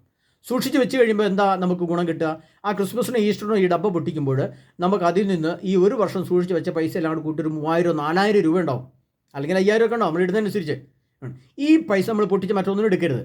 അത് ആ സമയത്ത് ക്രിസ്മസിനും ഈസ്റ്ററിനും സമയത്ത് പ്രിയപ്പെട്ടവരെ അതിൻ്റെ 2 ദിവസം മുന്നേ ഇത് പൊട്ടിക്കണം. പൊട്ടിച്ചത് കുടഞ്ഞിട്ടിട്ട് ഈ പൈസ എല്ലാം കൂടെ എണ്ണിട്ട് നോക്കും. എല്ലാവരും 5000, 6000 ഉണ്ടായാലും വിചാരിക്കുക. ആ പൈസയുമായിട്ട് നിങ്ങൾ അനാഥരെയും ദരിദ്രരെയും വിധവകളെയും സംരക്ഷിക്കുന്ന, രോഗികളെ സംരക്ഷിക്കുന്ന സംരക്ഷണ സ്ഥലങ്ങളുണ്ട്. കണ്ണൂർ ജില്ലയിലും ഇന്ത്യയിലും വിവിധ ഭാഗങ്ങളിലും സംസ്ഥാനങ്ങളിലൊക്കെ ഉണ്ട്. പാവപ്പെട്ട 10, 50, 100 ആളുകളെ സംരക്ഷിക്കുന്ന ബ്രദർമാരുണ്ട്. അങ്ങനെയുള്ള സ്ഥലങ്ങളിൽ കൊണ്ടുപോയിട്ട് അവർക്ക് ഈ പൈസ കൊടുക്കണം. 5000 രൂപ 6000 രൂപ കൊടുത്തിട്ട് പറയണം, ഇതാ ഞാൻ എൻ്റെ ദശാംശം വരെ സൂക്ഷിച്ച് വെച്ചതാണ്, ഇതൊക്കെ അന്നേരം ചിലവാക്കി പോയിരുന്നെങ്കിൽ ഒന്നും ഉണ്ടാവില്ലായിരുന്നു ബ്രദറെ, ഇത് 4000 രൂപ 5000 രൂപ ഉണ്ട്, ഇതാ ഈ പൈസ ഈ സഹോദരങ്ങൾക്ക് ഇതിൽ നഗ്നനായിട്ടുള്ളവർക്ക് ഉടുപ്പിക്കാൻ വസ്ത്രം മേടിക്കണം, വസ്ത്രം മേടിച്ചു, ആഹാരം മേടിച്ചു കൊടുക്കണേ ആഹാരം മേടിച്ചു കൊടുത്തു, മരുന്ന് മേടിച്ചു കൊടുക്കണേ മരുന്ന് മേടിച്ചു കൊടുത്തു ബ്രദറെ എന്ന് വിനയത്തോടെ പറഞ്ഞുകൊണ്ട് യേശുവിൻ്റെ നാമത്തിൽ പറഞ്ഞു കൊടുക്കണം. അല്ല എൻ്റെ നാമത്തിലല്ല, ഞാൻ 5000 തരുന്ന പറഞ്ഞു കൊടുക്കാം. അല്ല, അപ്പോൾ എൻ്റെ അഹങ്കാരം അവിടെ വേണ്ട, അത് ശരി, ദൈവത്തിന് സ്വീകാര്യമല്ല. അപ്പോൾ അങ്ങനെ കൊടുക്കുമ്പോൾ നിങ്ങളുടെ പേര് ജീവൻ്റെ പുസ്തകത്തിൽ എഴുതപ്പെടും. കർത്താവ് അന്ത്യവിധിയിൽ ജീവൻ്റെ പുസ്തകവും ഗ്രന്ഥവും മറ്റൊരു ഗ്രന്ഥവും തുറക്കപ്പെട്ടു. ജീവൻ്റെ ഗ്രന്ഥവും മറ്റൊരു ഗ്രന്ഥവും, വിധിയുടെ ഗ്രന്ഥവും ജീവൻ്റെ ഗ്രന്ഥവും അത് തുറക്കപ്പെട്ടു. അപ്പോൾ എൻ്റെ പേരെവിടെയുണ്ട്, അല്ലെങ്കിൽ നിങ്ങളുടെ പേരെവിടെ ഉണ്ടാകും? ഇതാ 5800 രൂപ ഈ എളിവരിന് മരുന്ന് മേടിച്ചു കൊടുക്കാൻ വേണ്ടി എളിവരിന് ഒരുവ് ചെയ്തപ്പോൾ അതെനിക്ക് തന്നെയാണ് ചെയ്തത് എന്ന് പറഞ്ഞുകൊണ്ട് ഈ പൈസ അവിടെ കൊടുത്തതായിട്ട് രേഖപ്പെടുത്തുമ്പോൾ ജീവൻ്റെ പുസ്തകത്തിലെ പേരുണ്ട്. കർത്താവ് നമ്മളെ അനുഗ്രഹിക്കും. പ്രിയപ്പെട്ടവരെ, റാപ്ചർ സുനിശ്ചിതമാണ്, സുനിശ്ചിതമാണ്. ഞാൻ ഗ്യാരണ്ടി പറയാം. അതുകൊണ്ട് പ്രിയ സഹോദരനെ, കർത്താവായ യേശു ക്രിസ്തുവിൻ്റെ 2ാം വരവെന്ന ചാനലിലേക്ക് സ്വാഗതം ചെയ്തുകൊണ്ട് നിങ്ങൾക്ക് റാപ്ചറിൻ്റെ 5ാമത്തെ ക്ലാസ് ഇന്നത്തെ ഈ ക്ലാസ്സോട് കൂടി ഇതിൻ്റെ റാപ്ചറിൻ്റെ ഒരുക്ക ക്ലാസ്. എന്നാൽ ഇന്ന് ലോകത്ത് സംഭവിക്കുന്ന ചില ഭയാനമായ സംഭവങ്ങളുടെ മുന്നൊരുക്ക ക്ലാസ്സുകൾ ഞാൻ ഇതിന് പുറകെ തരുന്നുണ്ട്, അത് നിങ്ങൾ ശ്രദ്ധിക്കണം. പക്ഷേ റാപ്ചറിന് വേണ്ടി ഒരുങ്ങുന്ന ഒരു മനുഷ്യന് വേണ്ടുന്ന ഏറ്റവും ഇസഡ് കാര്യങ്ങൾ ഇതിനകത്ത് നിങ്ങൾക്ക് സംക്ഷിപ്തമായിട്ട് വിവരിച്ചും അത് തന്നിട്ടുണ്ട്. അതിനാൽ കർത്താവായ യേശു ക്രിസ്തു നമ്മെ സമൃദ്ധമായി അനുഗ്രഹിക്കട്ടെ. കർത്താവായ യേശു ക്രിസ്തുവിൻ്റെ തിരുരക്തം നമുക്ക് കോട്ട കെട്ടി സംരക്ഷിക്കട്ടെ. നമ്മൾ പുറപ്പെട്ടു പോകുമ്പോൾ അപകടമുണ്ടാകാതെ, നമ്മൾ അധ്വാനിക്കുമ്പോൾ പ്രശ്നങ്ങളുണ്ടാകാതെ, നമ്മുടെ ജോലി സ്ഥലം അനുഗ്രഹിക്കപ്പെടുവാൻ, കണ്ടുമുട്ടുന്ന വ്യക്തിയിൽ പരിശുദ്ധാത്മ നിറയാൻ, എൻ്റെ ആത്മാവും ശരീരവും മനസ്സും വിശുദ്ധിയോടെ കാത്തു സൂക്ഷിക്കുവാൻ കർത്താവായ യേശു ക്രിസ്തുവെ ഞാൻ അങ്ങിൽ ശരണപ്പെടുകയും സ്നേഹിക്കുകയും ആരാധിക്കുകയും ചെയ്തുകൊണ്ട് ഞാൻ അങ്ങ് മഹത്വപ്പെടുത്തിൻ്റെ കർത്താവെ എൻ്റെ മേൽ കരുണയായിരിക്കണ ഭാവിച്ചുകൊണ്ട് നമ്മളെല്ലാവരും കർത്താവ് യേശു ക്രിസ്തു നിങ്ങളെ സംരക്ഷിക്കട്ടെ, കാത്തുള്ള പ്രാർത്ഥിച്ചുകൊണ്ട് ആമേൻ.